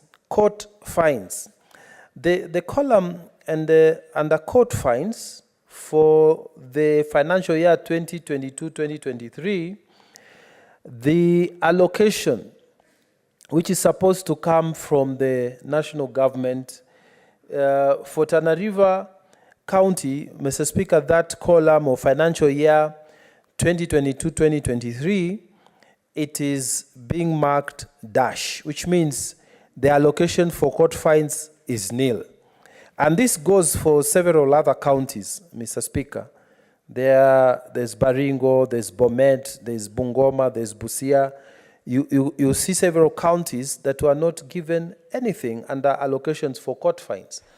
Mr. Speaker, yet in reality, there are courts in Tana River, they are levying fines, and these fines are being taken to the consolidated fund, and the consolidated fund is supposed to allocate these monies back to the county revenue fund. Now, it does not make sense, for a number of counties, Vihiga, West Pokot, Tharaka Nithi, Tana River, Taita Taveta, and so many others, not being given any allocation back from the consolidated fund at the national level. And yet, we are levying court fines in our various counties. So we need a bit of explanation and seriousness when we are doing this work. You don't just come throwing figures that are not making explanatory understanding. Look at this, Mr. Speaker, when you're looking at the allocation for mineral royalties. Mineral royalties, we get 10,623,000 in Tana River County. And yet, Mr. Speaker, when you look at the amount of gypsum that is mined in Tana River County, Mr. Speaker, this cannot reflect the 20% value, surely. So we want proper explanations on some of these things, Mr. Speaker. Gypsum is a highly valuable mineral, and it is the one that makes the critical component when it comes to making manufacturing cement. So, Mr. Speaker, we support the bill, but there are things that need, illumination, explanation, so that we can move on the same direction. Mr. Speaker, we want to thank the allocation of 121 million for the completion of the county headquarters in Tana River County. Mr. Speaker, Tana River County is one of the counties that has not been able to complete the construction of the county headquarters until, I hope, after this allocation. Mr. Speaker, I want to use the floor of this House to tell the county government that it is time that we move away from the list of shame. Because how is it that so many other counties have finalized with this business of a county headquarters? You go to counties And when you are welcomed to meet, you are doing maybe benchmarking, and you see how they are looking like and how your county looks like. Mr. Speaker, it is a crying shame. And we need this money utilized properly and finalize this business as soon as possible. Mr. Speaker, the final one on this bill. When you look at this bill, Mr. Speaker, there is the allocation for the program called Kenya Marine Fisheries and Socio-Economic Development KMSD program. Mr. Speaker, just now we have had the member for Turkana County, the Honorable Senator Lomenen, talk about the potential of blue economy at Lake Turkana. And yet, Mr. Speaker, when you look, Turkana has been given nil allocation for this program. We have just come from there, and we can see that lake is as big, if not bigger, than so many other water bodies around Kenya. I want to use the floor of this House, Mr. Speaker, to urge that fairness be part and parcel of our legislation process making. Why would you deny a county like Turkana, which has such a huge lake body, any not even a single coin of this fisheries, Kenya Marine Fisheries Socio-Economic Development Program? Not even 1 shilling, Mr. Speaker. We talked about a lot of, segregation in terms of development. And we have talked about this many times, Mr. Speaker. And, when you are allocating money to this area, you are not allocating to the other area. And yet the potential for economic development in that area is as good as other areas. Then, Mr. Speaker, we are continuing to promote the sessional number 10 of 1965, that economic paper that promoted unequal development within this country. Mr. Speaker, I wanted to say one more thing before I allow also other senators to say their bit, that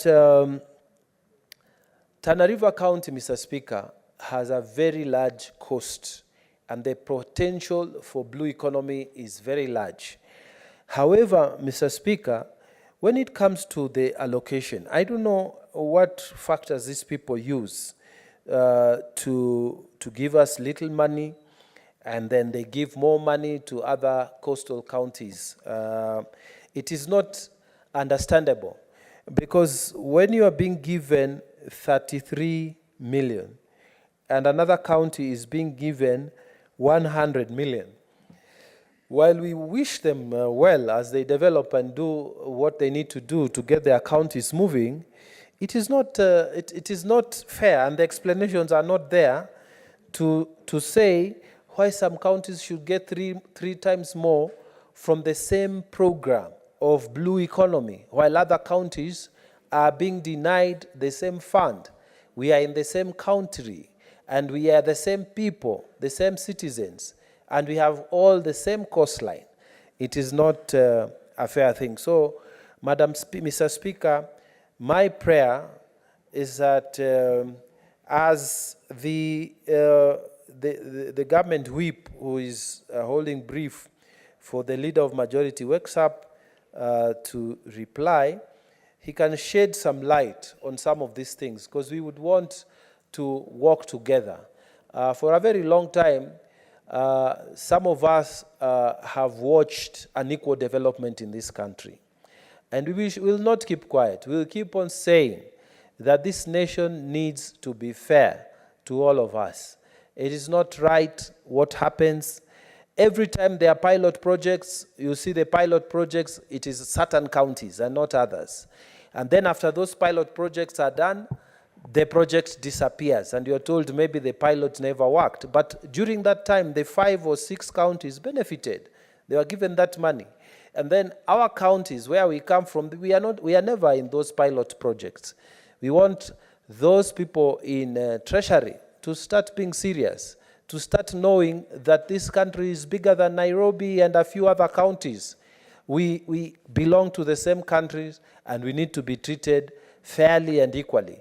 And I speak this, Mr. Speaker, advisedly, because I know so many of the northern counties, Mr. Speaker, have suffered the same segregation that we have suffered over long periods of time.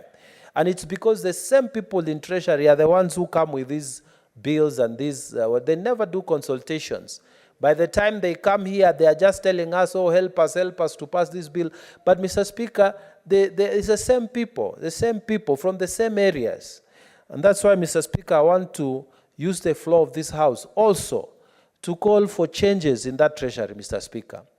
We want to see more people from ASAL areas being employed in Treasury. Mr. Speaker, Treasury is full of just one tribe. And it is a known fact that we know that a certain political dimension is there. They keep employing from the same area, they keep employing the same people, the same thinking, and because of the same thinking, we people who are from the northern parts of Kenya, we are not inside there when the planning is being done, when the divisions of these revenues are being planned. We are left out, Mr. Speaker. And the attitudes are the same. And when you finish this administration, the next administration, people tell you, oh, this guy has been in Treasury for long, so he knows what to do. He knows how the budget cycle goes. So again, we are left behind. Mr. Speaker, Treasury needs reforms.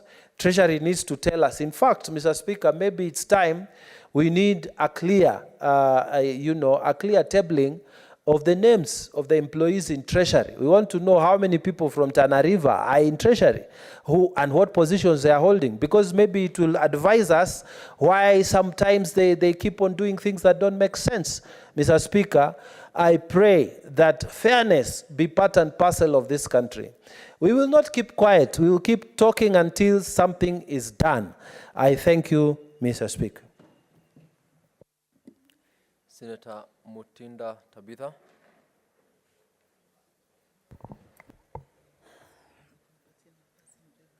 Thank you, Mr. Speaker. I do rise to support this bill.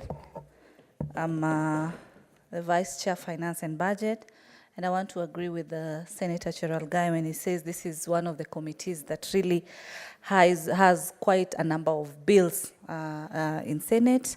And we are always proud to be able to execute our mandate as senators in regards to what is entailed.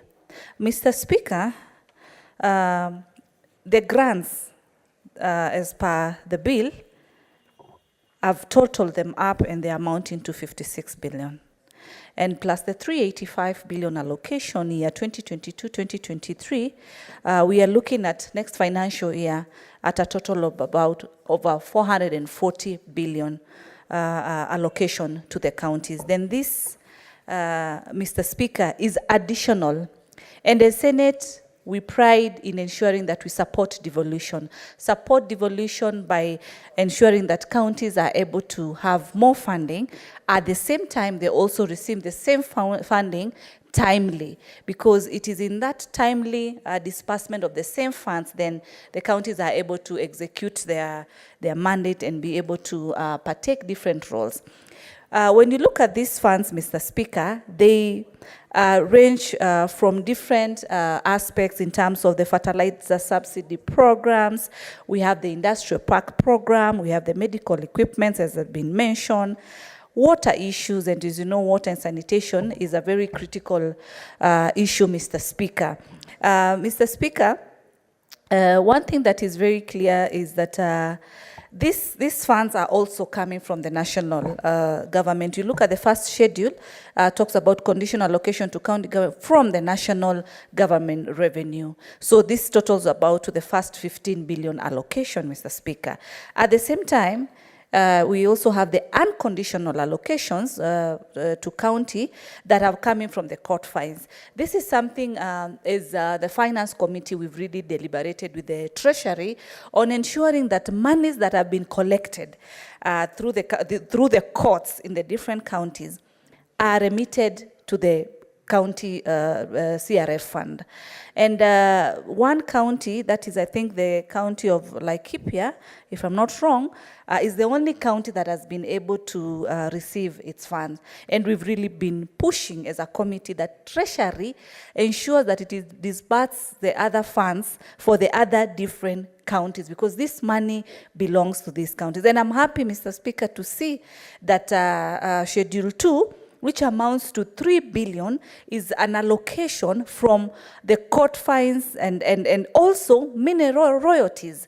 As you know, there is the allocation at 30%, and you know there's 10% also that we are still pushing that benefits the local communities. We are pushing the National Treasury.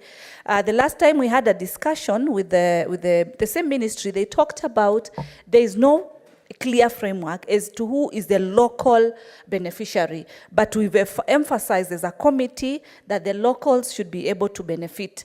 And I'm happy that there is that the discussion, and this amounts to, in the second schedule, that amounts to 3 billion, Mr. Speaker. Mr. Speaker, also we have what we call the county allocation from proceeds of loans from, of course, the development partners for the same financial year, which, Mr. Speaker, it gives a total of now, the highest total in this allocation of about 33 billion. Now, Senator Mungatana had tried to ask and get clarity, and if Senator Mungatana would give me his ear, I do request if Senator Mungatana would give me his ear, because as I said with Senator Mungatana, I sit in the Finance Committee, and you had tried to get clarity in regards to the issue of the 124 million being allocated for the leased equipment. And I want to guide and just say that there have been agreements and individual contracts between the different counties as far as these equipments that had been leased earlier. And these monies are normally not remitted to the CRF account. These funds are paid directly from National Treasury to the agreed within the agreements that were put in place, the contract that had been put in place. So your question in terms of then why are these funds remitted to CRF, and then from CRF to the contractors, these monies are remitted directly from National Treasury. At the same time, there have been questions in terms of why then do you have different allocations? Yes, Mr. Speaker, I note my county, Nairobi County, you look at the second schedule, our allocation is about 139 million. And our numbers are very big, as you all know, being in the city. But we have other counties whose allocation is quite very high. But I also want to advise and share with colleagues that these allocations are not done by the committee. This allocation does not use the parameters that are in place, but these allocations are determined by the donors themselves. They're the ones who do the funds allocation depending on what they need to be achieved in those particular regions. As my colleagues had mentioned earlier, especially Senator Boni, we were in Turkana last week. And yes, it's a quite sad state of affairs. And I'm happy if the Committee for Park is really looking into the funds that had been earlier remitted and us being on the ground. It was a very good feeling interacting with the people and physically being on the ground to have a direct feel of what devolution is. Our major focus was also on as far as matters development were concerned. The issue of water was a very prominent issue that came about, and it's quite saddening because I'm very privileged to also sit in my other committee called the CPIC committee, which looks at the oversight, at the special funds. And then these grants are some of the funds. So I sit in a committee as finance that gives the money, and at the same time, oversight the same money in the other committee. And it is sad because Turkana has been one of the beneficiaries as far as grants are concerned. They have been able to, and I look at this allocation here, Turkana County is going to be receiving 137 million. Then you ask the simple question, why can't the governor Turkana be able to ensure he prioritizes the basic commodity, and that is water? You know, so we urge you, Senator Lomenen from Turkana, we were in your beautiful county, you welcomed us very well, and we urge kindly, because we saw the cry for the water, and we do request that you try and push for the same. I do, at this point, do second and support the bill. Thank you, Mr. Speaker. What's your point of order, Senator Mandago? Although Yes, my point of order, Mr. Speaker, is on standing order number 105. Is it in order for Senator Mutinda to mislead this House and say Turkana has been receiving grants? I think just as a point of information, just know that equalization funds from inception has never been released to any single county. This is the first attempt. You can have money in the paper, but to have the money reach the counties, it is the first time, and we want to thank His Excellency the President, that counties have now been able to get their equitable share for the first time, timely, and all the arrears. So it is not in order for Senator Mutinda. Yes, your point of order then has been overtaken by events because the senator has already concluded her remarks on the Mr. Speaker, I think you deliberately missed out. However, I believe she's been informed by your comments about the allocations and also the remittances to the counties. Boni Halwale. Mr. Speaker, I want to agree with your ruling. But as you correctly say that she has been informed, are we sure, is this House sure that that information is accurate? Because this additional allocation, Mr. Speaker, is money from the World Bank and donor community. And we know that World Bank and donor community projects have been going on for the last 10 years. So is the senator of Uasin Gishu right in his assertion, knowing that these projects have been going on? Where was the money coming from if it is not for allocation? We want to congratulate the president not on additional funds, but on the shareable revenue which the president has released for the first time. But additional allocations from the World Bank and donor communities has been flowing. In fact, for the record, in Kakamega, we have roads within the town that were done by the World Bank. So where was Oparanya getting the money? Unless, of course, the former governor, seated next to the former governor, are colluding to mislead the entire republic. Senator Boni, take your seats. Take your seats. No, I wouldn't allow an extra point of order, Senator Ali. I want to allow Senator Mandago to make his contributions to the bill. Honorable Speaker, I think Alwale didn't listen to the total contribution of Senator Mutinda. If you have heard the sentence correct and you might go back the answered, you will understand where I'm coming from. That notwithstanding, Honorable Speaker, first let me start first to say that I support this bill. One, because we are sending in additional resources to the counties. Honorable Speaker, for my county, Uasin Gishu, we are going to send additional 1 billion shillings, slightly above 1 billion shillings, Honorable Speaker. But Honorable Speaker, even as we do this in this bill and support this bill, Honorable Speaker, there are a few things that I want to agree with my colleague, Senator Mungatana. One, on the issue of the managed equipment, Honorable Speaker, the additional allocation of about 5.6 billion that is meant for managed equipment, Honorable Speaker, is a figure that we still need to interrogate. Honorable Speaker, it would not be fair for this country to pay contractors and suppliers of equipment figures including for equipment they didn't supply. I speak here as a former governor of Uasin Gishu County, Honorable Speaker, and in my own county, I still have issues with the managed equipment because the number of equipment that was alleged to have been delivered to the county government of Uasin Gishu is not what we received. And yet, we were deducted money meant for the equipment. Now, money has been allocated for repairs. or servicing of those contracts, again in a uniform manner, to include even equipment that was not supplied. This managed equipment, Honorable Speaker, funds, the managed equipment program is a very good program. But the way it was run and the way we are going back to adopt the same, Honorable Speaker, I don't think is going to give good value for the people of Kenya, particularly for equipment that was not supplied. And I still want to hide this house that those suppliers must actually be taken to task up to until when they supply full equipment. I think the suppliers owe counties money and they owe governments some money they need to refund for the equipment they never supplied. Honorable Speaker, I also want to agree with Senator Mungatana.